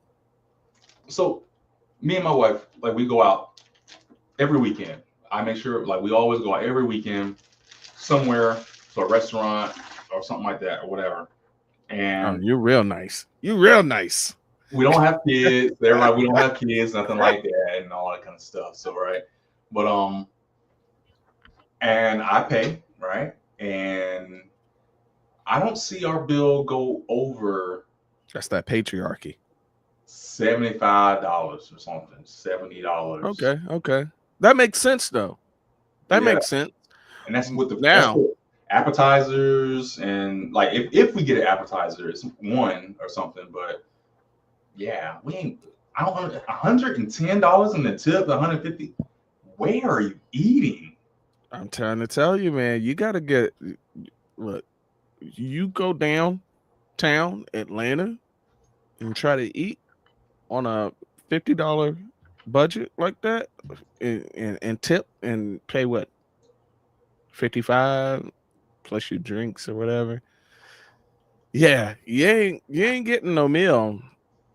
We ain't going there. Yeah, you're not we only got one time. This bill was how much? We ain't coming back again. You got places like Port Calvin's, you got Papados, you got Roof Chris, you got the Melting Pot. Yeah, that's pretty good. And you got quite a few more. I mean, if you look up the menus and look at the pricing on those things, you can get your meal, you get an appetizer, and let's say you get 2 drinks. You're definitely paying that, man. Easy. I promise you. You could look up a menu right now. You're paying that, man. I don't get it. Even when we were in Charlotte, it wasn't that bad. I don't remember it being that bad. Nah. But hey, all right. I'll give it to him. Going to the restaurant. Oh, y'all should have been at Wendy's. Nah, for real. Hey, I feel you, bro. I feel you. Better get them biggie bags. Y'all need to go to Wendy's. Get you a Frosty. Right. A biggie bag. I'm factoring in a tip every time I go. Let's be real. If you go out to a date with your lady, 110 is not a lot for a y'all date. Need to go to Aldi and have y'all a cooking session together. We gonna cook together, cooking like Kaya. Y'all need to cook inside of the crib. What are y'all? Hold on, wait. Y'all going out with women with a certain amount of money? Nah, I don't. Crazy. But I know people that do. 110 is not a hot date though. 110 is not an expensive date though. But okay, so if 110 is not expensive, then that's an expensive date. That's an expensive date. 2 people. I ain't tripping. I'm saying and here's the thing: they say that like it ain't. That fine. If you got it, you got it. But realistically, 110 is an expensive date. That's expensive. I don't care what anybody say, because like I mean, shoot, McDonald's, $10, $11. To me, that's expensive from what it used to be. From what it used to be, yeah. Growing up, Yeah. I remember a 6-piece meal, 10-piece meal was not $10, but it is now. So, but if you can get a meal for $10, that's cheap now. Which is crazy. Yeah, yeah. I remember meals was like what, $5, $6. You could have $10 in your pocket and probably get 2 meals. Get 2 meals, yes. You can or get enough to feed 2 people at least. It's kind of sad, but for what he's talking about, the dating or whatever is going on, man. Like, I feel like there will be some kind of compromise. I don't know what the mindset is like these days, but you have to be an understanding. It's like, girl, it's expensive. You want to just get some Bojangles real quick? Yeah, let's get some Bojangles, go back to the crib and watch a movie. You know what I'm saying? Nah, see, it's that whole social media has ruined it, because they have seen that other guys have gone like miles in leagues over and above, and so now all of them have fixed their price to that thing, and it's like, but it's disengaged. It's disconnected from reality.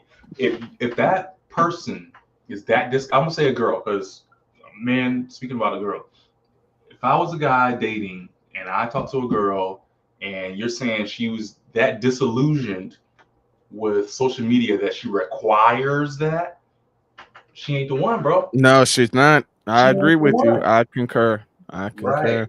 You got to find you a different one that is also with that struggle. It's like, dang, this is expensive. Y'all find each other. It was like, that's expensive, right? Yeah, that's expensive. Let's accommodate each other with something that we both like, and it's not breaking our pockets and it's comfortable. And I think that is, not to go down a tangent, but I think that is the basis of a good relationship in general. It's like y'all move at the same wavelength and understanding. If y'all both want to pay $110 meals, that's what y'all do. That's what y'all like. Yeah, I mean, look, nothing would have been more like a aha moment than to, like, if I was when I was dating with my wife, if I was like, hey, you want to go to Applebee's? And she's like, oh yeah, they got this good 2 for $20 menu. I'd have been like, yo, right? Yo, you talking my language right now. Like, I'm looking at you now. Like, yo, she's thinking about me and she's thinking about my money. Man, yes, yeah. We can go places now. We can do some things. Yeah. But what if in return she was like, oh, you were like, hey, you got that 2 for 20 for Applebee's? She was like, 2 for 20. What I look like? Yeah, I want to go this, and I want to get like the biggest burger on the menu. I need that. And I kind of feel way, right? Yeah, that would be like, nah, that would be an instant like disgust. Ick. The ick. Yeah, I guess you could say an ick, but I would actually be disgusted. I'd be like, oh yeah. To the next level. Yeah, that's an absolute disgust. Like, yo, there's something we will not mesh. No. Yeah, but no, I think that's a problem that's happening currently in the dating market. Is now people can see in real time what other people are experiencing, and so now they are attributing what they should experience based on others. And it's like, yeah, that doesn't make any sense. Okay. Go up to, like, you know what I'm saying? You say you never seen it. I didn't see it go from 110 to 150. I didn't seen that. You know what I'm saying? Then I tip on top of that. I didn't seen that shit. See that part, and he tips on top of that. That doesn't make sense. Is it the tip, or is it you still have to tip? It's two different things. I think kind of misspoke there a little bit. So, and be honest with you, let me be real. I hate to say that, but the time that I did see the gratuity was at a black-owned restaurant. They was supposed to be high-end. I ain't even lying to you. High-end black. Shit, the food trucks charging gratuity. Now you be like, damn. Yeah, for real, for real. They I hate to say it like that. gratuity on takeout. Right. Oh yeah, for sure. No, that's what Tina was just saying. Are y'all? Yeah. Yeah. Yeah. So men and women are going outside with no money. Ah, bro, women go outside with no money all the time. We got money to eat. That's not the truth. Why y'all do that? Why are y'all outside with no money? Because a man will pay for them. Bro, out here in Houston, boy, they be out there broke as hell. But if the tipping is not obligated, why do we shun people who decide not to tip? Because that's why I say I can see the other side of it. Let me explain it.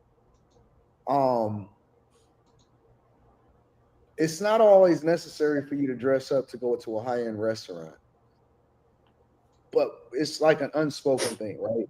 It's not always cool for you to go in somebody's house and wear your shoes. Like, you know what I'm saying? Like, it's an unspoken thing. It's just cultural. Like, there's certain things, in my opinion, that is normalized. You know what I'm saying? Like, everybody get it, everybody understand. And so here's my question on the flip side, right? Because I hear a lot of people say this. Why do you expect to get served and have the same service as somebody that is tipping, if that's what you don't intend to do? That's my real question. Entitlement. Nah. My answer to that is that's why I do tip, because I used to do it. I know I'm not, when I go to Golden Corral, I leave a tip, bro. Back. I leave a tip everywhere because I understand that's how the waiters get paid. They only making a minimal amount hourly, so they live off tips. So if you're going somewhere that's serving you, you should always factor in leaving a tip, unless they service is absolutely horrible. Then you can kind of judge accordingly. But for the people that could see it the opposite way, why do y'all? Because it almost seems like those are the type of people that are the most demanding. Why do y'all expect to get served in the same way? Like, why don't y'all go to the carryout place and then take it to the table and open up that bag and get that styrofoam out? Why don't y'all eat y'all stuff out like a doggy bag? Why do y'all expect to have the same level of service? Like a doggy bag. I'm gonna tell the truth. I wasn't gonna say nothing. I was gonna be quiet on this issue. But early on in my early 20s, I never understood the importance of tipping, truthfully. And it took for one of my friends who was a server at a previous time of her life. I think I was probably like 24 years old, to say, Deja, they only get paid half minimum wage. In my mind, it's like, y'all already getting paid. So why am I giving you extra money when you're getting paid to do a job? Until I realized that they're not getting paid, a reasonable wage. And then that's when I understood. Because my thing is like, I'm a tip $5. I don't care how much the bill is or how less the bill is. I'm going to tip $5. That's my thing. Hold on, wait. Because let's be for real. You that way today. You that way today. No, that's not true. Anytime, truthfully speaking, I learned. And I'm not like that. I'm a 20%. Okay, so let me ask y'all a question. For the women. Do y'all tip the women that do y'all hair? Yeah. Mm-hmm. Yeah. So why do y'all have no problem tipping the women that do y'all hair, but not the person that serve your food? Damn, that's a good one. Because y'all are asking and questioning, why does it make sense? Why do y'all tip the person that do your hair? Hey. Why is it not a one-for-one? The person that does your hair. Wait. The person that does your hair is not even making minimum wage. They're making way more than that. But then the person that is serving your food is making less than minimum wage. But then you don't feel obligated because you're saying that they already are making whatever it is that they make it. Why don't y'all have that same energy and that same etiquette or that same perspective towards the person that do your hair? This is just the first subject. We ain't even. I tip, so period. I tip my nail tech. I even tip for takeout. Okay, so y'all tip the Asians. You tip the women that do y'all hair. Why do y'all not? So why is it not the person that feeds y'all? Especially when they're touching your food. Because the food already. But they probably. Anton. They probably the reason you about to say something. Yeah, it's different. So the food service side of things is a little strange, right? Because you're tipping the person that's just bringing the food from the back to you. But really, it's like, don't you want to like show appreciation to the person that cooked your food correctly and made it correct? Yeah. And like, you see what I'm saying? Like, yeah, that would be like, I'm trying to think of a great example. That would be like, you get something made, like something custom ordered, and it had to go through like somebody who's like crafting it by hand. You know, you know, like this person is like actually putting their blood, sweat, tears into this thing, and then it has to go through some kind of third party person. But the only thing that that person is doing is just taking it from the worker that made the thing and just putting it in your hand. And then you end up turning around and tipping the person that just gave you the thing that someone else made. And it's like, yo, what was that? That is a good point. I don't think a lot of people really point that out, except I've seen it. Sometimes the cook will come out, or the manager will come out, and especially at a high end kind of restaurant, I feel like you see the chef will come out, and like, "Hey, how's your meal?" or whatever. They really take pride into the meal being cooked well. But at Arby's, a lot of times, depending on who cooked or whatever, however that customer's feeling that day, they'll come like, "Hey, who made that burger? I don't know who made that burger. That was a dang good burger. I appreciate that." You know, something like that. I've seen that. But that was rare. But now here Tina's saying something is different from a hairstylist. Please explain how. We would like to know how. Yeah, I mean, because hairstylists make good money though. So it's like, if you tip someone who's making good money, why would you not tip someone who's making like that's not making good money? I wonder if it's like a feel good thing. Oh, yeah. I'm pretty sure you definitely get. Good. Yeah, I think scientifically you probably have a case for saying that tipping gives you a good. There's something that happens like internally.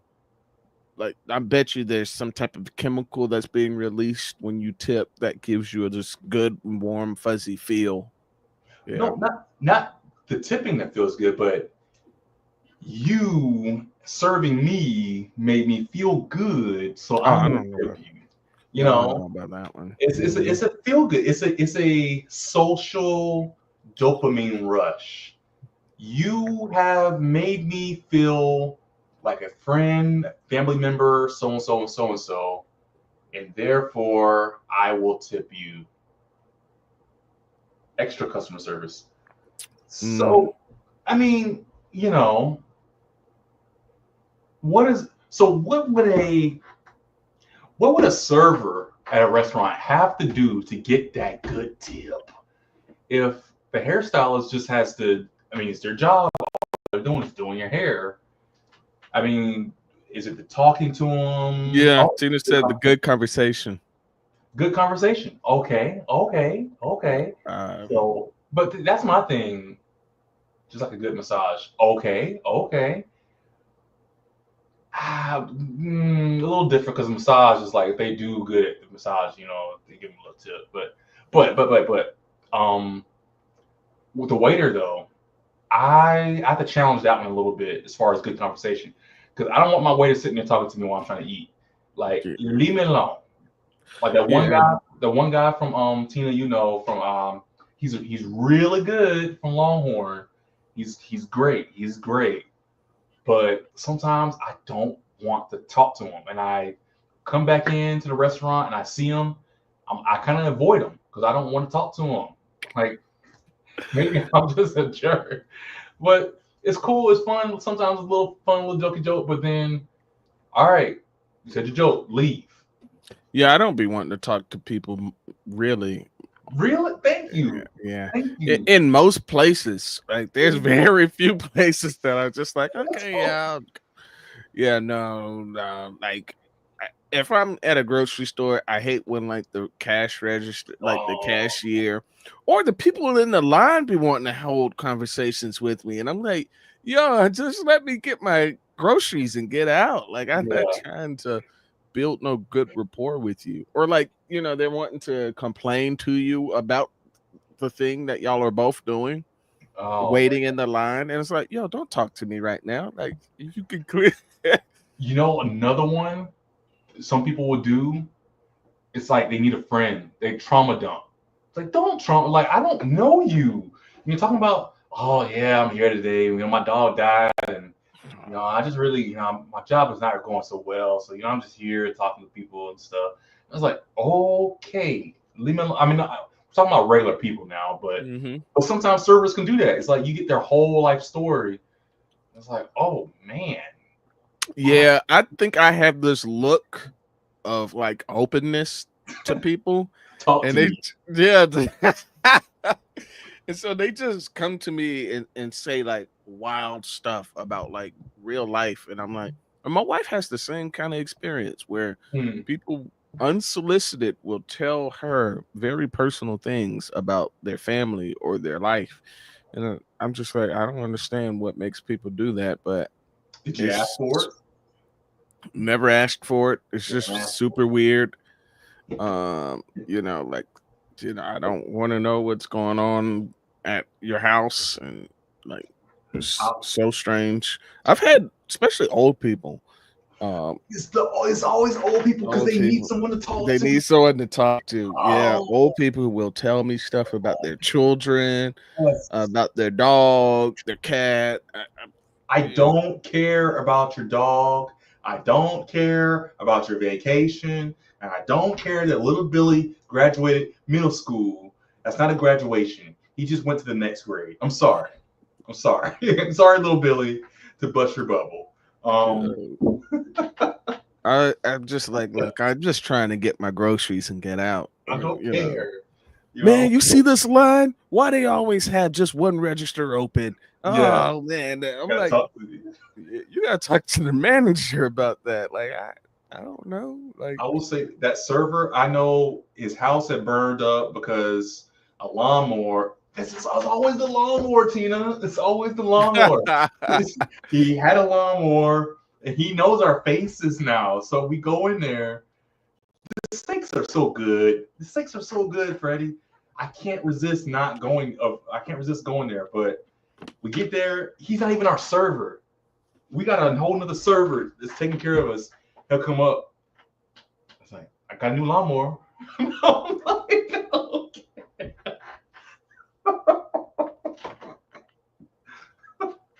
I'm like, okay.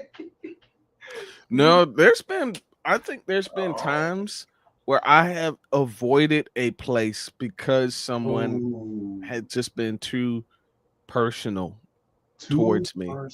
Yeah, and I'm just like, you know what? I don't even want to go there now.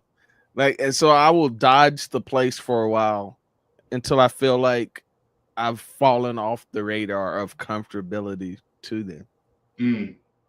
You become it got so comfortable for them that it become uncomfortable for you. Yes. Yeah. But here's the question. But do they give good service? If it was a place and they gave excellent service every time, perfect, but they were always very they're very chatty. Sometimes trauma dumping. Then it would not be good for me. So still wouldn't be good. No. I think the experience then is tainted for me. Like, so what you're saying is the food is good, the atmosphere is good, but not really, because the atmosphere is a part of me feeling so uncomfortable with them at that point that now it's in a negative. So now it's actually like a demarks towards the place. Yeah, so I'm quick to like try to avoid like certain things or certain people if it's possible. Like, I'm like, I don't even want to, like, for instance, there's like certain doors, like at work, there's certain people that are in offices or cubicles that if I see the door open, I will just walk around to not be seen. Dang. Because I'm like, if I'm seen, they're gonna want to talk, and like I don't want to talk to them. So I would rather just like take another route around the thing to just like not even be bothered, or to not even have the appearance of being rude, so they don't see me and then be like, "Oh, well, you didn't stop to talk to me." It's like, nah. That's, you know what? You just gave me that right there was an excellent idea for a show. I need to write it down somewhere. I got to find something to write down. I'm thinking like a regular show or something like that where they do like really silly things, and then they just take it to the next level to be silly or whatever. Imagine a show where an episode, kind of like The Office or whatever, it's like, oh, this door's open. It's like it's Doom. Doom is coming from his office. I have to go around. It's like an obstacle course to go around. It's all this crazy stuff. He's getting blown up and darts shoot at him or whatever, just to go around to avoid this conversation with this guy. Really nice guy, but he just has to avoid him. That's actually pretty good. Yeah, no, I would definitely do it. I'm like, this guy, he's always, every time he sees me, he complains about something. And it's like, yeah, I don't want to hear it. Like and it would be different if maybe sometimes there's something good, or maybe sometimes it's something that I would care about. It's always something I don't care about, and it's always a complaint about something. Yeah, I'm just not gonna want to talk to you, so I'll just avoid them. And I won't make it obvious that I'm avoiding it. Like, I'm not gonna avoid them to their face, but it's like, oh, I see his door is clearly open. He may be in there. Let me just take another route around. Yeah, it's almost an art. I think I was telling Tina this a while ago, that I've almost had to develop the art form of canceling a conversation. It's like a Yu-Gi-Oh card. It's like I always have this extra trap card in my back pocket. So if I am attacked by a conversationist, I pull it out and I use my trap card of negate conversation. And like we might be talking, and it's like, hey, I got this thing. I was like, okay, hey, I'm sorry, but I gotta go. It's like, let's continue this conversation another time or whatever. Sometimes you have to do that. You have to. Yeah. The trauma dumping is like, oh yeah, my that's good, but I'm sorry, I got to get back to me and my wife got to get back to the conversation. Just how it is a little abrasive. Sometimes it's a little rude. You might feel like an a-hole. It's like, dang, that felt like they were really, but it's setting a boundary. It's setting a healthy boundary of, this is not the appropriate time, depending on the conversation, right? If it was that like trauma, whatever, the over chattiness or whatever, you gotta set that boundary of like, all right, I understand, but this is not really the time. I got to get back to whatever it is I'm doing, or I got to go, or I want, if it is a important conversation, it's like, hey, I want to finish this conversation, but I got a time crunch. I will come back and find you when kind of, set up another time or whatever, something like that. If it's a person, but it's an art form. You have to really be gentle with how much conversation you will let happen and stopping it, but yeah. Reason why they do that with the hairdresser and that, because they're more impersonable with the hairdresser. Like, they talking to the girl, they might know her, so they fucking with her. But the waitress, they don't know her. They like, fuck it, you know what I mean? But you're right. You put the spotlight on that. They should though. Because I tell my barber, definitely should. I'm trying to understand the logic. I've not only do I over tip, but I tip before I even get into something. There you go. When I catch my Ubers, I always give them the money before they even leave.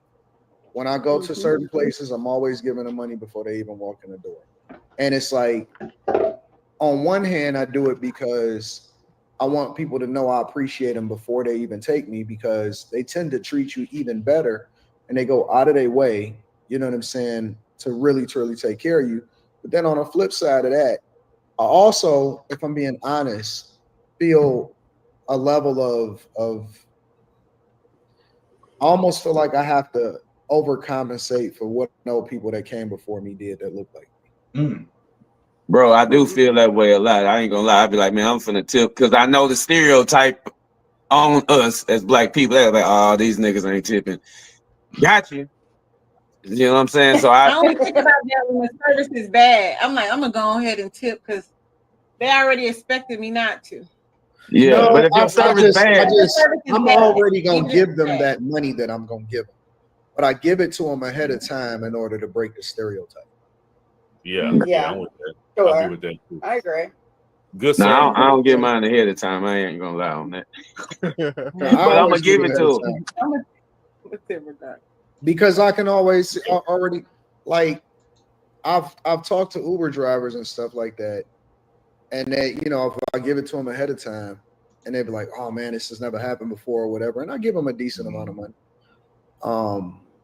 But the other side of it is that once you start getting them comfortable and they start talking, they'll tell you like, "Man, I don't even go into this certain area," or "Man, I don't even go there," right? Because they know that it's primarily black people, or they know that it's primarily, you know, a certain demographic of people.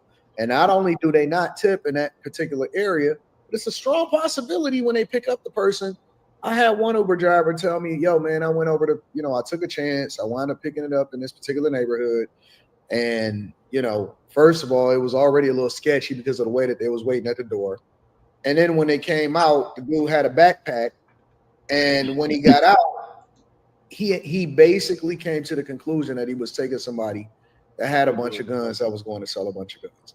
And it was just like, yo, it's hard to break the stereotype a lot of times. And I also feel like I have to do it ahead of time because the expectation is to deal with it. I know women, for example, that will go into a restaurant on a girls' night, right, with their homegirls, and they will hold up somebody's table for 3 hours. Yep. That's crazy. They will hold up somebody's table for 3 fucking hours, bro. I done seen it, bro. An hour is too long. Damn. I don't know. It's a weird situation. It's a weird dynamic. But I do hear a lot of these questions because every time I post a video, that would something be crazy. If you had a table full of, I mean, in this scenario we're talking about with this video, right? Table full of black women, all sitting at a table. They've been served and all this kind of stuff. Sit there for 3 hours. So that means no other customers can come through and use that table because they're still sitting there. And that girl or whoever the server is has to keep serving them, make sure their drinks are good or whatever, checking up on them and stuff. And then they leave after the 3 hours and still don't give tip, man. 3 hours of wasted time, and other customers couldn't be cycled in. Like, it would be one thing if they didn't tip and they were like in and out, like bam, bam. And it's like, all right, well, I took a 30-minute hit. Well, let's just be a little more generous. Wait, let's say 10 minutes for their food, 10 minutes for an appetizer, and then in total it probably take 15-20 minutes for their meals to come out. And so they sit down and eat. They're in there about 30 minutes. 45-minute entire experience. So you're out of your tip for that table, but maybe you were waiting 3 tables in total, so you got something else, a little something else, but you missed that table. But they were in and out, and now you got a whole nother table in, and you can make up the difference kind of along the way. But if they're in there for 3 hours, that's 2 other possible tables that you did not get to cycle through. And so not only did they not tip you, essentially it's like 3 tables that didn't tip you with just that one table. Right. That's insane. Yeah. But it happens. I don't know what it is. I don't know if it's just people are just evil, people are just inconsiderate. Yeah, I think inconsiderate. I wouldn't consider it evil. Yeah, it's Or somebody that say, something tipping related, I see a whole lot of comments from people, both regular Black people and Africans, that talk about how they don't believe in tipping. Yeah, that was why the old girl you had on there that was African. She said she don't do it. I said, you over here now, baby. And she still said she ain't doing it. That's crazy. They don't give a fuck. But she was proud of it. Don't give a damn. Yeah, she was proud of it. She was like, proud nah, of it. she said, I stand on that. I said, all right, shit, do your thing. I wonder if it was because she was a woman, because I've met African men who are tippers. So I don't know. Maybe it's just the women are extremely, extremely cheap. Yeah. I'm just happy. No, I think I'm in their happy. culture, they kind of look at restaurant people as like peasants and shit. You gotta understand that some people with different cultures like a peasant thing, or you already getting paid. That's how their mindset is. Even though they over here now, that's how they think. I'm Yeah, but happy it for the doesn't. people calling it out. Like the people calling it out, like, oh God, the guy did just now. It's just like Black people don't tip. I'm very proud of them for finally sticking up for themselves and saying something. Because I know a lot of people will try and say, oh, it's racism. He can't say that and stuff. But I'm happy that they're defending themselves and putting it on blast. Do you guys think that you got some of y'all, do y'all think that y'all would still have the mindset that y'all have if y'all never worked in the service industry as a server or something like that? I never worked in the service industry, but I don't have that kind of mindset. My mom worked at Shoney's, so I seen what she had to do. At Shoney's? At Shoney's. Go ahead, Aria. Shoney's. Because it's okay. I was raised that you don't go anywhere if you don't have money by my parents. So another thing, because I was talking to my friend about it recently as well, you also don't go to a restaurant if you don't have money. A restaurant is not a priority. It's like an activity. If you can afford to go to a restaurant or tip, then just eat at home. So if all y'all are such good tippers, how come everybody is saying that Black people don't tip like that? It's the Black like women. I said, it's a certain not all Black women. Yeah. Perfect. Like a certain type. Luckily, I worked as a server early, so because I ain't gonna lie, I would kind of, if you don't know like a server salary, then it ain't, because the main reason I tip is because I want to look out for the server, because I know that's how they get paid. It ain't even about, man, I'm just a super tipper on everything I do. It's just when I go out to eat or something like that, bro, I know that's how they get paid, so I'm gonna make sure I take care of them. But if I didn't know that, I could see why somebody wouldn't just be hell bent on tipping. Because if you thinking they getting paid, you at a nice restaurant. Because some people actually believe this, like everybody at this restaurant, since it's exclusive, is probably getting paid, right? And so it's not contingent on me tipping for them to get paid. I'm gonna tip because I know that's what they need. It ain't necessarily just because this restaurant's expensive and I'm a baller and I got a tip. It's only for the waiter why I tip. I ain't gonna even lie. Okay. All right. And anybody else got anything to say on this subject? I was wondering, so are they saying like not tip or tipping small? Because I've never really seen nobody not tip at all. I've seen them just bad tip a tippers. little I think bit. it encompasses it all. So I think it was not tipping at all. Not tipping at all. I think so. Yeah. I think. Well, they tripping now. I'm tipping. I mean, I think it's the same thing. Yeah, either way, it's the same thing. But because you never know what somebody's going through. That's why. I like to make people happy for a while. One thing about it, two things for sure. 2K I'm not tipping nobody. I put on everything.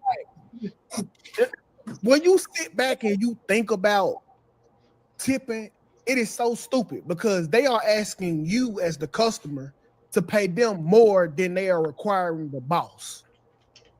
You making $3 an hour at your job and expecting me to tip you 18%, which is $10 to $15.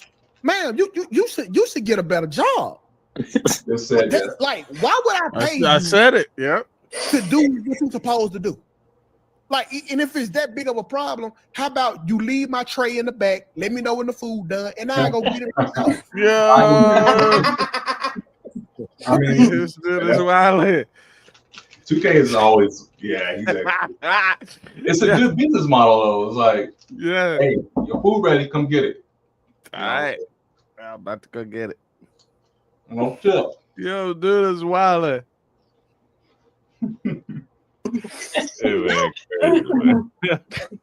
don't understand why anybody tips ever. Because it's stupid. Why would I pay you to do the job that you signed up to do? If you want to do it for $3 an hour, that's on you. Now, I feel you on that. That's why I said I can see the other side, but since I worked in there, that's why I do it for the waiters, because I know that's how they get paid. I'm gonna be serving people in and out. So if I drop you down, I'm gonna bring you back up.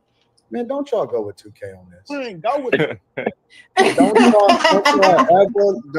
go with 2K on this, y'all. 2K. If I'm at Waffle House, I gotta tip. If I'm at Waffle House, bro, I gotta tip at Waffle House, bro. Come on, man. Stand your ground and do not go with what 2K is saying on How this. would I do what the boss not doing? Why expect 2K. service if you're not going to show gratitude? And sometimes those servers have to tip out the bartender. They have to tip out other people. Sometimes that money, they have to spread it amongst other. Yeah, because you're going there for a service. You could be doing all that yourself. It incentivizes them to even show up and work for $2 to $3 an hour. Exactly. What is this word gratitude? Gratitude is me walking in your establishment and buying a meal. That's gratitude. But you can get it takeout and get up out of there. If they bringing the food to you and serving you, and hey, you need some water or you need this, they keep refilling you. That's the service. If you don't want to tip, then you can take your ass in there, pay for it, and get the hell up out of there. You bringing my you can go to the buffet. It's literally your job. Literally, I can't go in the back and get it myself, bro. You ain't nobody doing no favors. You not giving me no extras. I don't want no extra. So don't expect no tip because you ain't did nothing extra for a tip. Well, they actually is. They serving you. No, they not. You can go to takeout and you ain't gotta get no service. What is the waiter job to do? What is on the job description as a waiter? To wait on you. It's to wait on the people who plan on tipping. Okay, and what's in turn? What is in waiting? Is do serving comes along with that? Yes. There you go, brother. For the people who want to dine in. If you not tipping, you shouldn't dine in though. If you got that mindset, well, you ain't tipping nobody, just pay for your food and get up out of there. That way, they not serving you. Do you tip bartenders? No, for what? You don't tip your bartender either. Ones that make you drink. You probably when get you go spit to all Waffle House, over, okay? He cold. They spitting on your cup. He when you go to cold. Waffle House 2K, you don't feel like tipping. You don't feel like look, she ain't even got all her teeth. My waiter and the cook ain't got no teeth. I need to talk with her. I need to come out.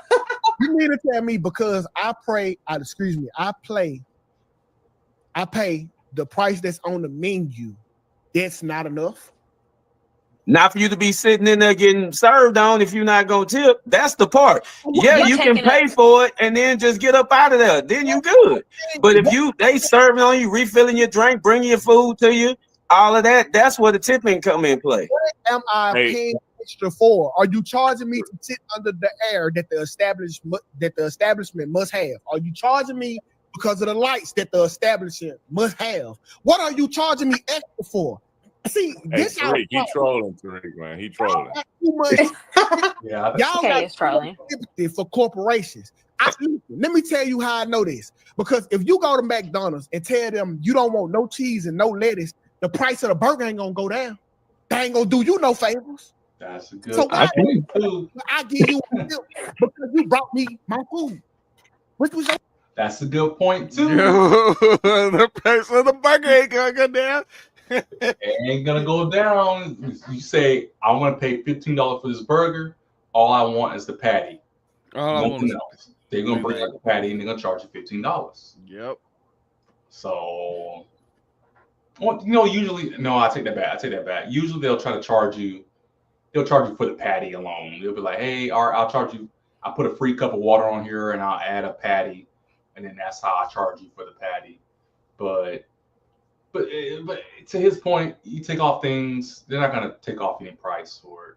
So, interesting concept. But I would say there's got to be some kind of meal structure out there where you build your meal, so you ask for what you want and they charge you for what you built. You know. Yeah, usually that feature is going to cost you more though. The a la carte feature where you can mix Yeah. and match, or you can take things off and add and substitute things out and in. Yeah, they're like, all right, yeah, we'll give you that option, but you're going to pay a little more for that. You always get paid more. You always pay more. Hmm. Mm, Good points. I'm glad somebody came on to counterpoint some of this stuff because it was going around, But Well, so I've always thought that originally before. So Tariq was kind of skating around it. 2K just jumped right in it. But I thought the same thing too. And I've actually heard that defense of it, why people do not tip. And it was always that one, people never really understood what the wait staff, and servers actually hourly pay rate was. And then two, people that did know what their pay rate was often kind of said to themselves, well, look, I'm subsidizing this business to continuously pay these people like below minimum wage, essentially. Like, that's crazy. Like, why would I pay them what they should be making so that the business doesn't have to pay them? Like, there's no reason that any other person would have taken this job to just only get paid an hourly rate of, $4.50 an hour. But they take it because it's with the expectation or with the incentive that if you do well in the job, people will tip you.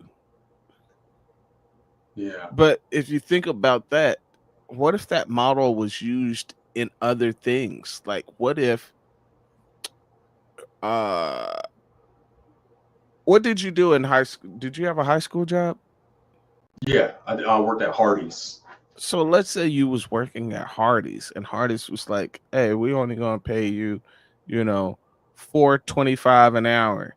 And you're like, dang, that ain't nothing. And then it's like, but if you come work for us, your customers, sometimes they will tip you money. So you can actually end up making $10 an hour from through your tips.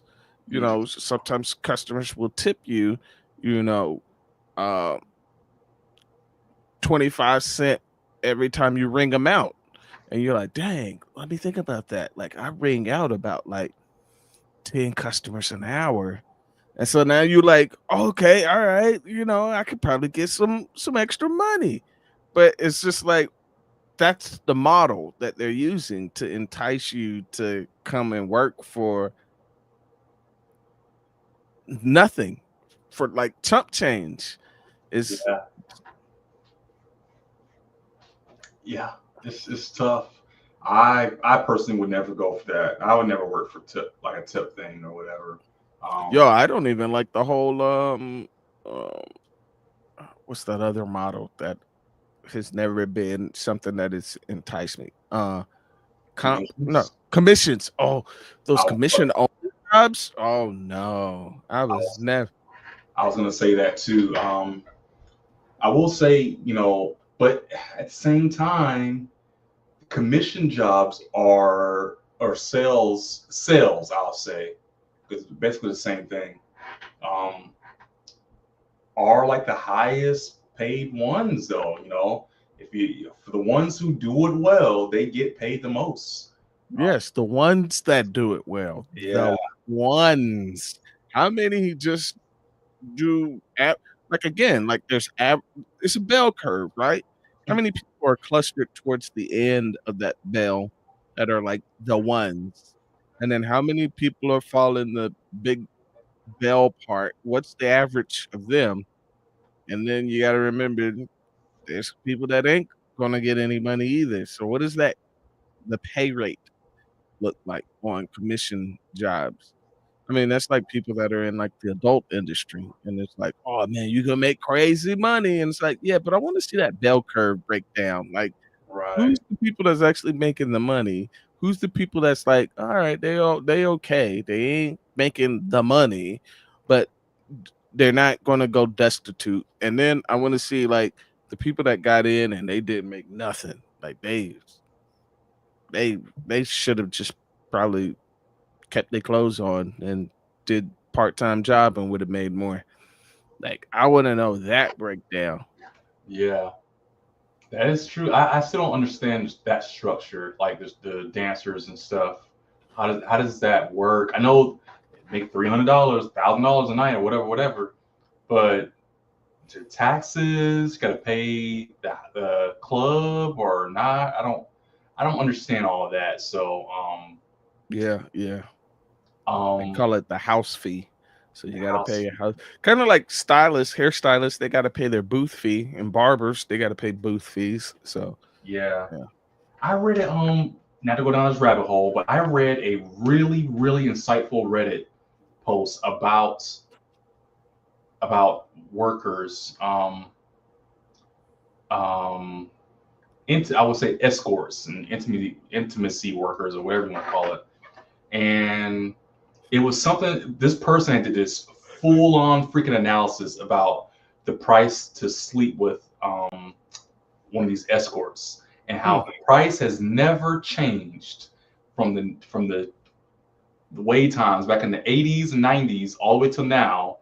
It was like if there is a complaint about price, why has it never changed? And it's never changed because the market has never needed it to change because the quality and the product, it was this whole super analysis.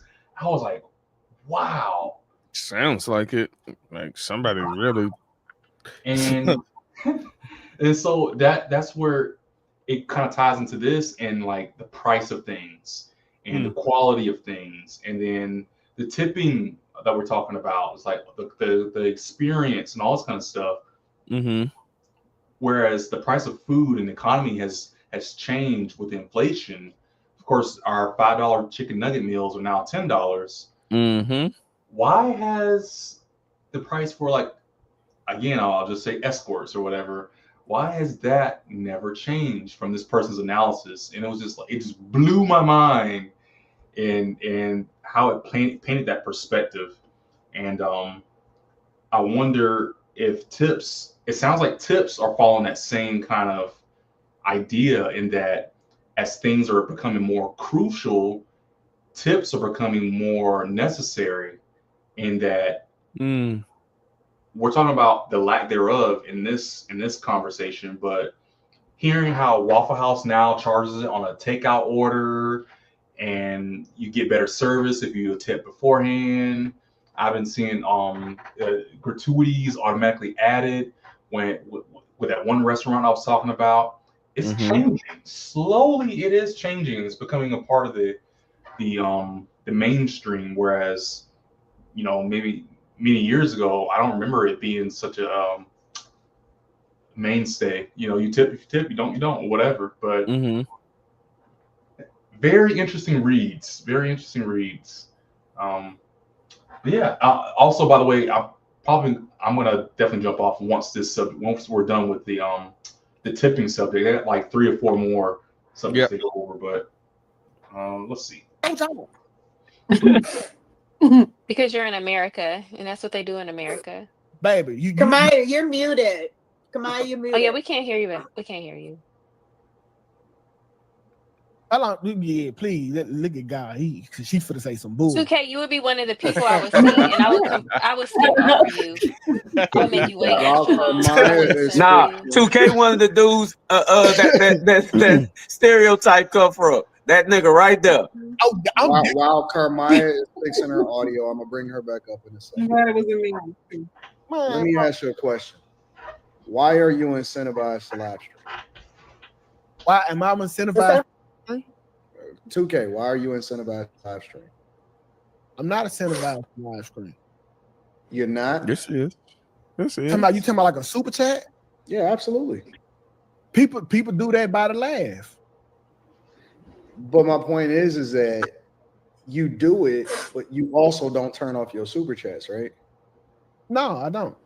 Why not? Being tipped. Because I worked hard to get it monetized. That's a part of the revenue stream. Same thing for the people that's at the restaurant. Exactly. You're being tipped. What are we saying here? I'm saying that the same logic as to why it is that we want to be appreciated for our work. We don't ask for it, but we 100% value it more. And a lot of times the reason why people go on a live stream is not, they can just go and do pre-recorded videos, but the reason that they go on a live stream is because they understand that the super chats is a part of the monetization strategy. And so it's no different. He's us already being getting tipped, monetized. He's getting right? paid. Us being tipped for the entertainment that we provide is no different than people providing extra services and the things that they do in order to make sure that we have a greater experience. The experience is what people are paying for. The fact that they appreciate what we do is what people are paying for. And so, you know, while I'm incredibly blessed, I am incredibly blessed. So I never, ever ask people whatsoever for anything. But at the same time, I'm very appreciative of the fact that they see value in what I do. And so I can't sit there in good conscience as a person that is tipped for the entertainment and the service I provide for people on a regular basis. I can't in good conscience say that I am not going to intentionally or go into a restaurant. At the very least, people should be open-minded to tipping. I believe that people should tip because that's just the right thing to do, and that's just our culture. However, at a minimum, especially considering what our experiences are, I just believe that it's very, very, very much a necessary thing for us to be open-minded to make sure that we adjust to whatever the custom is, because that is the way that we're appreciated. No Sirski. Listen, okay, so at time. No Sirski. When we live streaming, members are tipping because they feel like you are giving them over and beyond what that they came to see. No, not necessarily. Some people just do it to support the platform. Yep. I don't got them type of support. I do. I got them. I can attest to that. I have people that have every single live stream that I've ever done. They have given $20, $30, $40, $50. And you're not every single one. And I would never feel sorry for a waiter that signed up for a $3 job and that's what she getting paid, bro. I would never feel sorry, bro. I'm sorry. I'm never tipping. It's not what I do. The only reason putting a tariff on the tipping. Yeah. The only reason I support Jazz because they won't pick your food up. And I feel like that's so wrong. That should be an injustice. That should be an injustice. They will not pick your food up if you don't tip. But you won't holler at your boss and demand a raise, but you want the money from me, the person that's already spending it. It's not fair. Well, my thoughts on this in general, and I'm about to bring Kamaya back up, and then I'm gonna let y'all get y'all final thoughts, and we're gonna switch the subject. This is the icebreaker.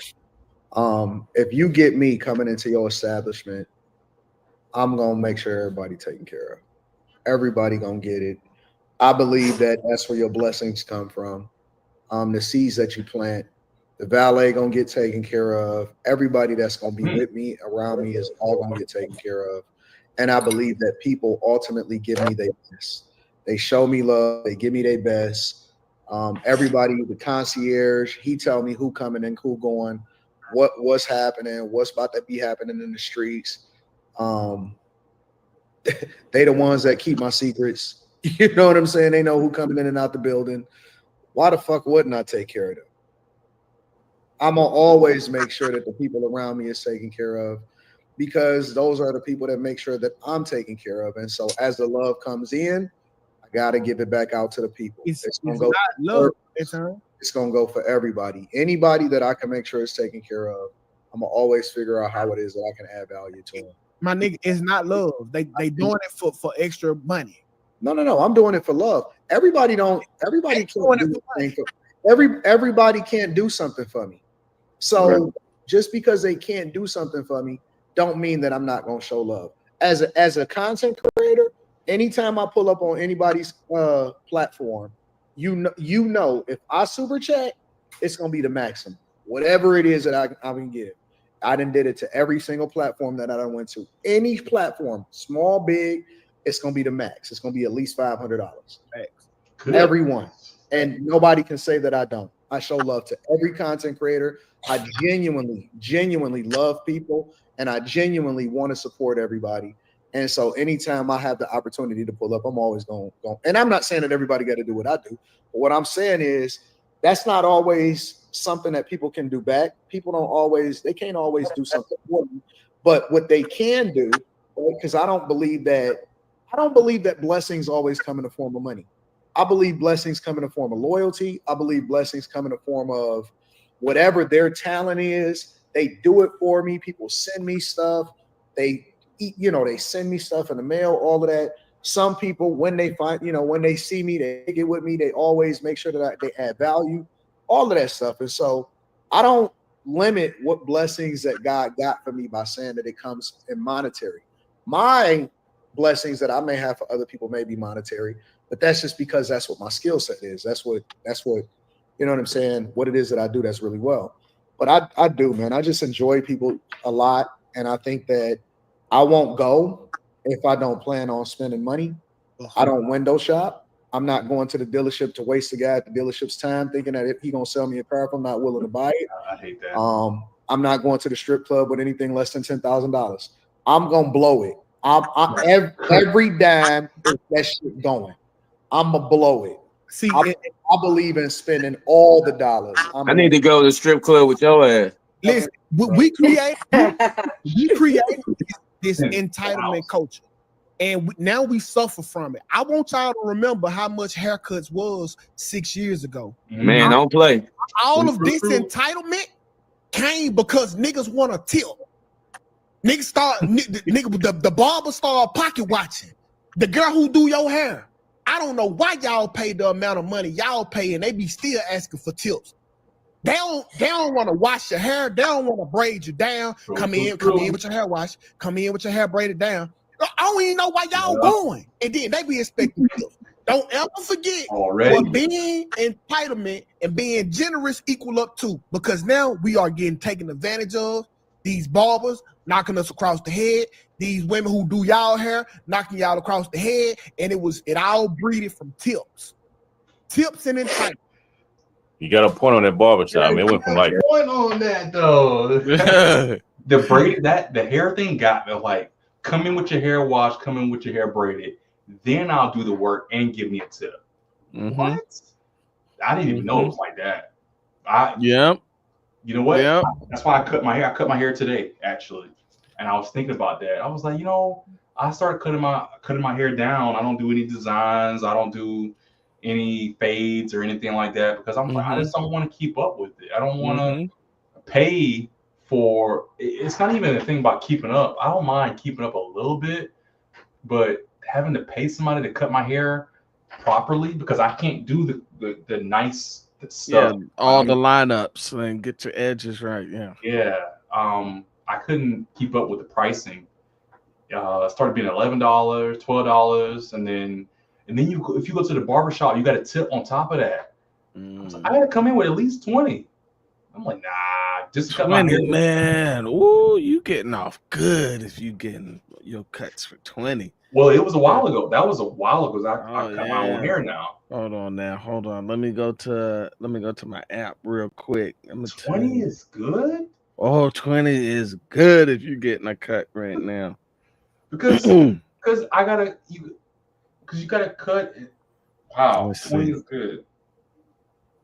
All right, so let me see if I go to book right now. An adult haircut, 45-minute session. So he just went up on his cuts. I stopped getting haircuts because I just went ahead and just gone straight bald. But he went up, and it is $31. $31. Yo, kids, because I still got to get my son. He gets haircuts. 21. Dang. 21. I remember when the kid cut was like $5.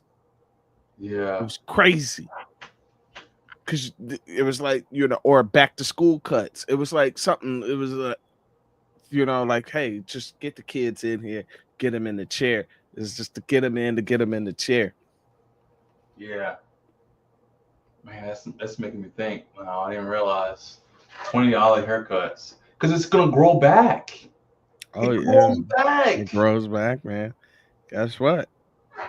$30. Hold on, let me see. I'm gonna look up some other barbers in here real quick. Okay, let's see. Let's find some barbers nearby. All right, so let me check him out. Book an appointment. $41. Men's regular cut, only beard included, but absolutely no fades. 41. Absolutely no fades. If you want a razor in your beard, 46. Now we're getting close to $50. He adds $5 for a razor. Yeah. Oh, a razor. Okay. All right, hold on. Let me jump around to another barber real quick. Oh, this is a woman. She's cutting. What's her? Okay, I'm kind of hesitant. Her prices is looking way out of the ordinary. It says men's regular haircut with no fade. Okay, she got it for 20, but she only gonna cut your hair for 20 minutes though. How long does it take to cut hair? Does it take 45 minutes? Yeah, the barber that I used to go to, it was 45 minutes. Doing what? I guess working his magic, man. No. Yes. Because the hair, it goes off. It takes. It's just go yeah. That's it. The lineups and the sitting there and studying the way that your hairline falls and your hair pattern, and then the beard and the mustache. Gotta get it out. They're doing all of this, all the beard and stuff and everything. Mm-hmm. I could see that part. Okay, if you're doing like the whole, if it's a head cut, it's not a haircut, it's a head cut. Let me see. Let me check this other barber out. Men's. All right. 30. Okay. Men's. Okay. Beard. Okay. The haircut and beard, shape up, line up. 35. Okay. That makes more sense then. If you're doing a full thing. If it's just my head, then you can't be charging me. I mean, $20 is still steep, but it's just. Now, these are all people here where I'm at. Now, see, I don't stay like all the way up in Atlanta. Like I stay out some distance away from it. But I'm gonna tell you, the prices that I'm saying right now, you go to Atlanta and try to get these prices? Mm-hmm. Nope. You know how much one of the guys said that they're charging for haircuts there? $60 easy. That's crazy. That is wild. You gotta get out of that. I'm like, look here. He's like, yeah, they do the hot towel. I don't want no towel on my hot head. Towels, get the treatment. Said they do the mud mask, and I'm like, what is this? A spa? Basically, it sounds like do the whole face and the skin and everything. Get like they're doing all these extra add-ons just to run the tab up. Then make the $60 worth it because they know it's not. They know it's not. It's like, yeah, I hit you with the alcohol. Yeah, that was an additional $3. It's like, wait a minute, the alcohol wipes you still? Yeah, I had this is the sterilization fee. Yeah, I thought you were supposed to sterilize your blades every time you cut. Gotta charge you for that. Gotta charge you for that. The recession, man. They got them tariffs going on, so I had to. I had to get you. That's crazy. Yeah. That barbershop, they lost their mind. Tips and entitlement is the reason why haircuts are $50, $60. I got the pick a week. Man, how much were they before? How much were they like 6 years ago? 15. We still can't hear you. We still can't hear you. You're like 15, $10 for my son's haircut. Yeah, back in the day, like 12 or something, 10. Mm-hmm. Man, I'm telling you, y'all listen to Anton. Keep tipping. Keep tipping. No, listen. I think that people should do I'm never gonna try to convince people. At my older age, I'm not gonna try to convince people.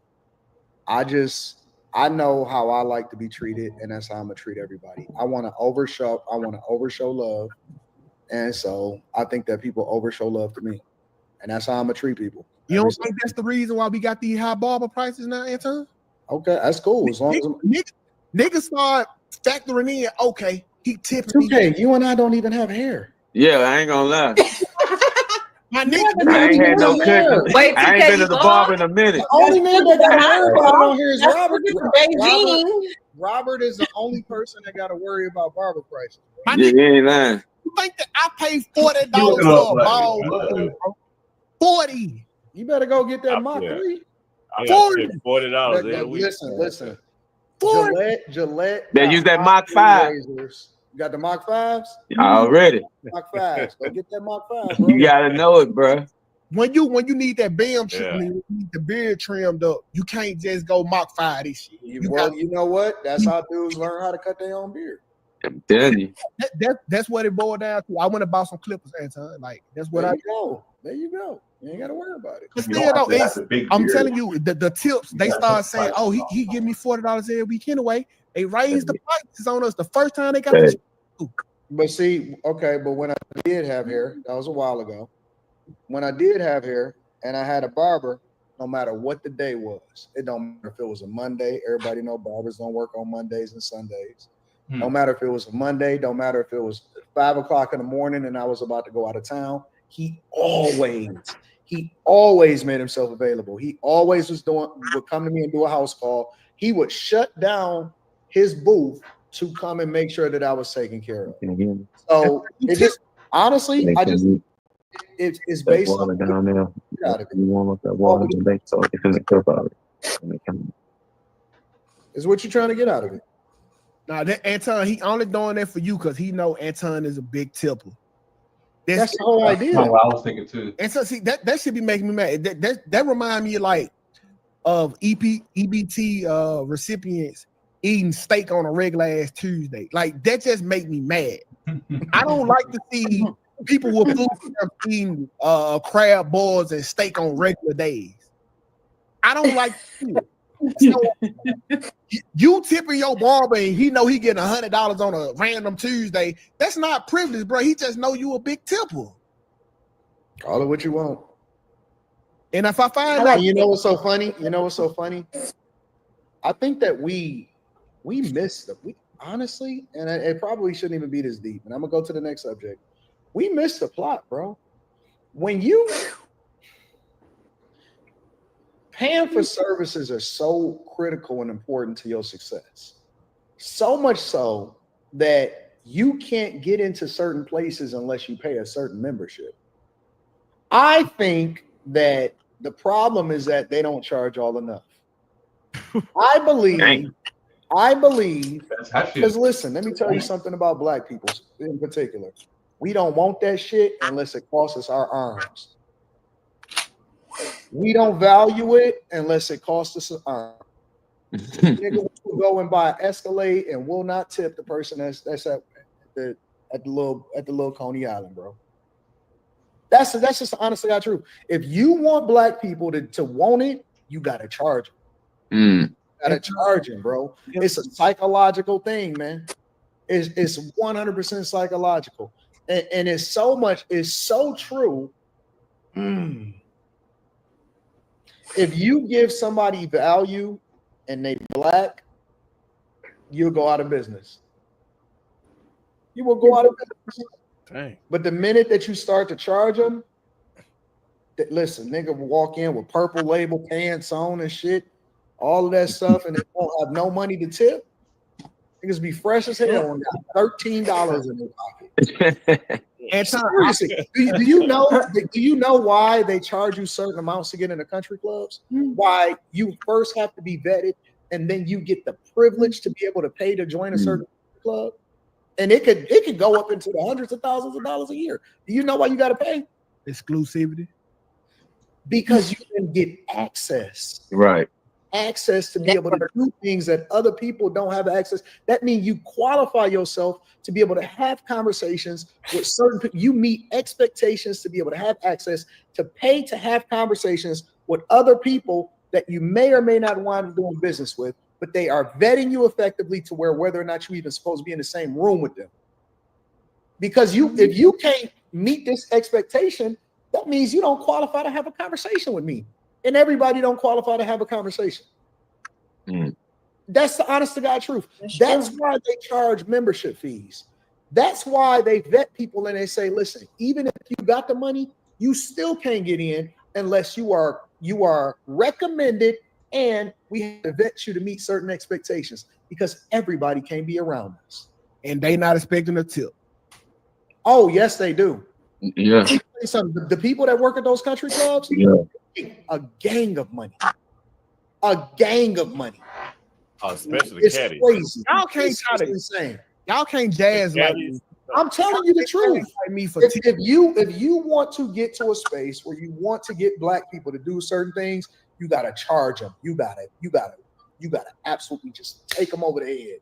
And other than that, they gonna feel like if I give somebody something for free, they gonna feel like I owe them. If I create a barrier to entry, even if it's $2, they gonna feel like they got a better value for it. You know why? Because everybody else ain't got access to it. I worked in retail for a large portion of my life. What I do know is these folks gonna charge you whatever they know that they can get. The minute it crosses a certain threshold, they know people will look at this product and be like, "No, this ain't worth it." This why at True Religion don't charge Gucci prices, because at some point this product don't look like this price tag. So you can say that all you want to. No. The quality still has to meet the expectation. Exactly. We're not debating about that. You still have to get a quality product, but at the same time, you still have to meet the criteria to either. Bro, there's certain products. But that's he's throwing a point off, because I see what 2K is saying. He's saying if I'm paying 100% for the 100% quality that I'm getting, why am I throwing 20% more on top of it? Because I'm already paying for the quality product. So that's what I think Anton is. We've said it already, but Anton's making a point, but it's missing that point. Okay, country club. I'm already paying, already doing all this stuff. Now you ask for more on top of it? Why? When I've already paid, I've already done all the hoops jumping and all this kind of stuff. So it's hard to justify the tips in this case. So I'll give 2K this one. Okay. Go into an authorized Rolex dealer and say, I want this Land Dweller watch. You can't do it. You can't go into a Porsche dealership and say, I want a GT3 RS. You can't do it. You can't go into a Lamborghini dealership and say, I want that exclusive car. You have to have a buying history. You have to have bought so many Porsches. You got to have bought so many watches. You have to have, not only do you have to have bought so many watches with certain authorized dealers, they can't find, if they find that your watch was sold resale on the market, they won't sell it to you anymore. If you modify your car at Ferrari, they won't sell you no more cars. They have it in the contract to where they won't sell you any more cars. There is a qualification to meet in order for you to get into certain spheres that ultimately qualify you to get the best product. And that product that they sell you is usually going to be worth more than what you paid for it. Thanks. But we got to, I'm not saying this on the highest level. What I'm saying is we have to change our mindset. I've never seen anybody that's penny pinching ever get a great, like they don't have great experiences, bro. No, for real. They don't have great experiences. And so we have to understand that in order for you to get a quality thing, you're going to have to spend some money. Spend some fucking money. We spend money on bullshit, but we won't spend money on things that add value into our life. I'm not opposed to spending money. I'm just not opposed to giving you extra for nothing. That's all I'm saying. That's because you don't see the value that they add. I do see the value, but you can't tell me that it's valuable, because if it was that valuable, it would have been in the price if it's not already in the price. Not true. Not true. If you go to certain golf courses and you golf, it's not automatically in the price for what it is that you're gonna tip the caddy. But the expectation is such.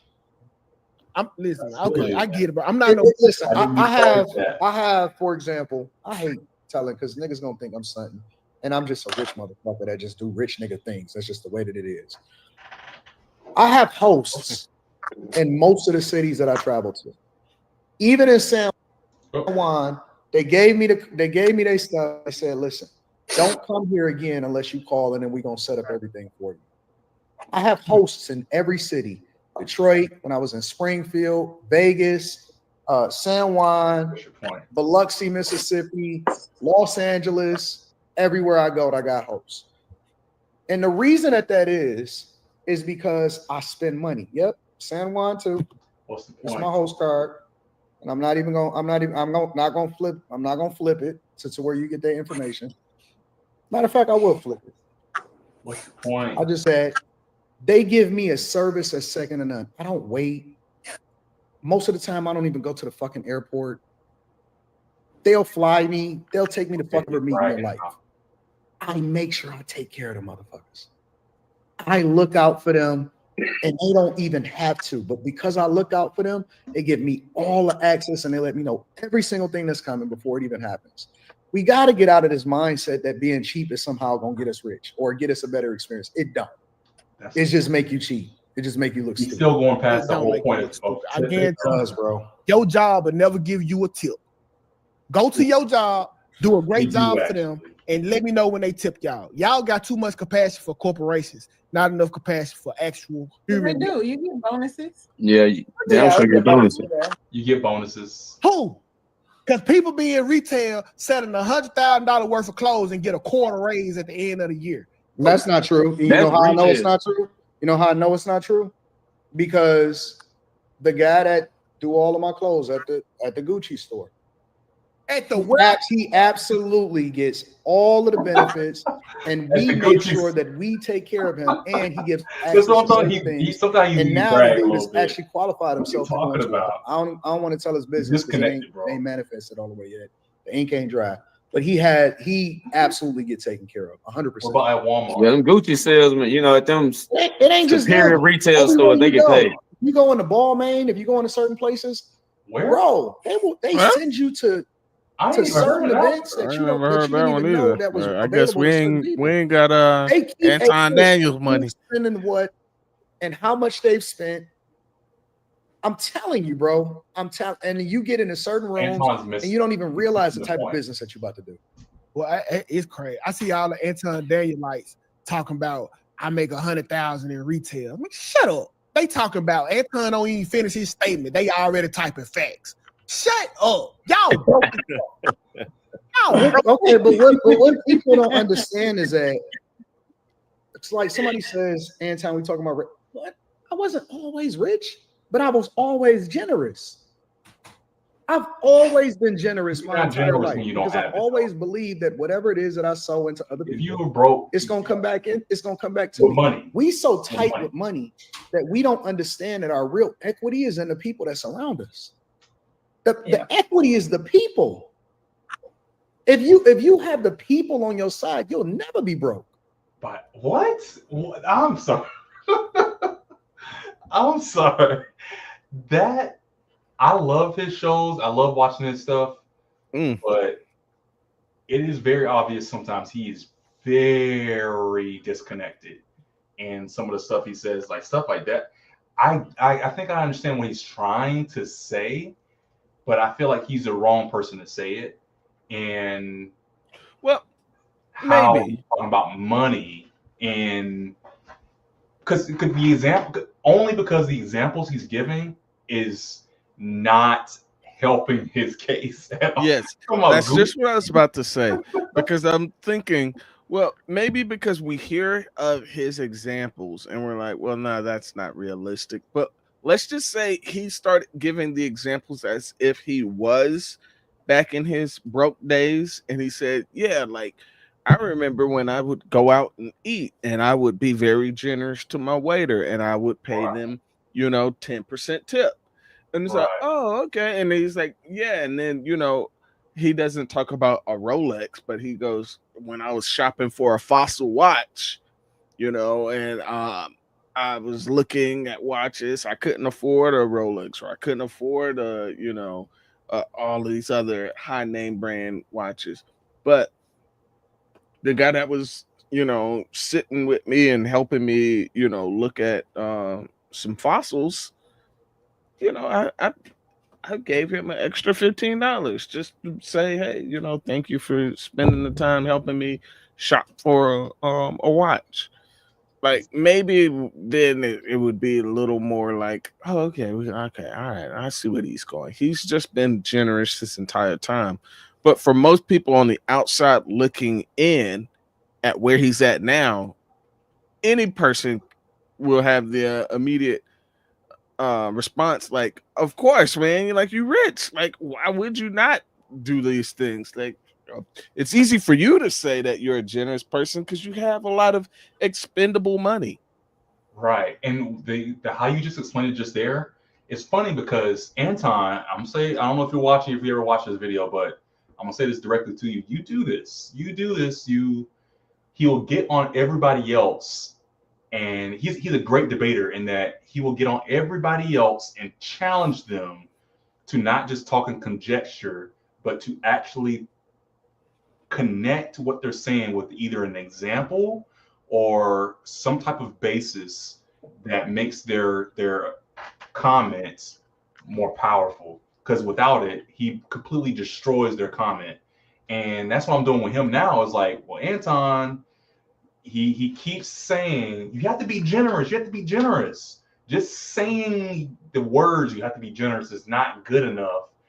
Prove it in some type of example, and don't say because the Gucci man at the store makes $100,000 because you give him extra. Don't say because you give your barber extra $100 when he comes and he drops he drops everything to come see you because you give him an extra $100 and you pay $500.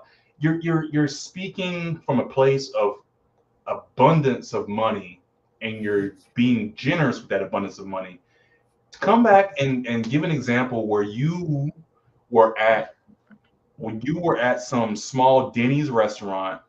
No. I'll go back with your example. You were at a store shopping for some jewelry for your wife or something, and one of the clerks doing his job came up and helped you, but they went above and beyond and helped you find just the right one. And they saved you money, and they made it convenient. They did all these things outside of their job, and you paid them the tip. You were generous, and because in that example, it shows not only were you considerate and generous, but it shows the value outside of their normal job in philosophy. That proves 2K's point in that I paid for the quality, but you're paying for that extra quality. And it shows his point in that he was generous and he got something out of it. You know what I'm saying? Just by saying I throw money around is not good enough. Yeah, because again, that generosity is being looked at, it's being measured by where you're at now. Right. And the fact that you have the ability to throw extra money around. Now, if you're saying you were an extremely generous person before, then let me know what that monetary generosity was or what your substitution for generosity was. Like, okay, all right, maybe you didn't have the expendable income to be financially generous, but what was it that you did before then? Like, did you offer something else in return? Like, so. Yeah. I think it's wrapping up. Let's see how much more is left. The equity is the people, bro. The people are always going to make sure that you're taken care of, no matter what your circumstance. They're going to make sure you get another opportunity. They're going to make sure you get another job. They're going to make sure you get another play. The real equity is not what it is that you're going to spend or how much you're going to save. It's how much you can contribute to other people, the value that you added to other people. You'll never go broke, ever. People love me so much that they will never let my feet touch the ground. And I would do the same thing. More money. I ain't gonna get into this that time, but America ain't paid us for some of the work that we've been doing. We talking about get into this tipping shit. They ain't paid us for some of the work we did. You talking about a tip? That's why, we'll bankrupt the country if they pay us. Okay. By tipping, are we allowing these corporations to shortchange their employees? Absolutely, we are. Let me flip the subject because I want to get Carmine back up here. Let me read some of these super chats from the people that look out for us. Okay. When he does super chats, that's the end of it, and then they go on to the next subject. But okay.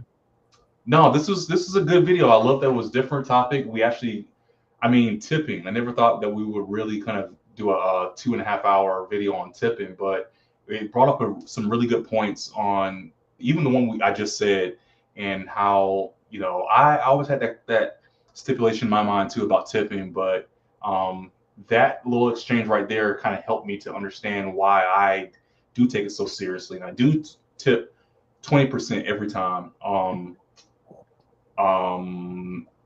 It's the value of how much a person really puts into their job above and beyond. Just like any job, you get appraisals, you get yearly awards, bonuses, and stuff like that. Mm-hmm. You get tipped by your job for more. I literally every year have to, all the people that I supervise, me and the other manager, we sit down and we say, this person deserves this amount of money, and this person deserves that amount of money. I'm going to give him less. I'm going to give him more. Based off their performance. It's tough, but it's real. Mm-hmm. Yeah, good video. Good video. Any last comments or anything you want to say? No, it's pretty interesting. Yeah, it's a lot different, kind of than what our usual conversations are around. So I like that. It's a little different speed. It didn't really have anything to do about any of the dating world much. And it wasn't about any of the anime talk. So yeah, I like that. Yeah, good topics. So maybe we'll do this again for the next one. There's 2 more subjects on here at the very least. Okay. White people privilege and women want to be left alone. Okay, all right. So that seems like that last one might dip back into dating. But yeah, okay, cool. Yeah, I like it. All right, everyone. Thank you for joining us again. Make sure you like this video, subscribe to the channel. Make sure you subscribe to Closet Anime as well for some cool anime tidbits there. And please jump in and comment and share your thoughts on tipping and all this other stuff we've been talking about. We love to hear it, and we'll love to see you again on the next episode. Till next time, see you later.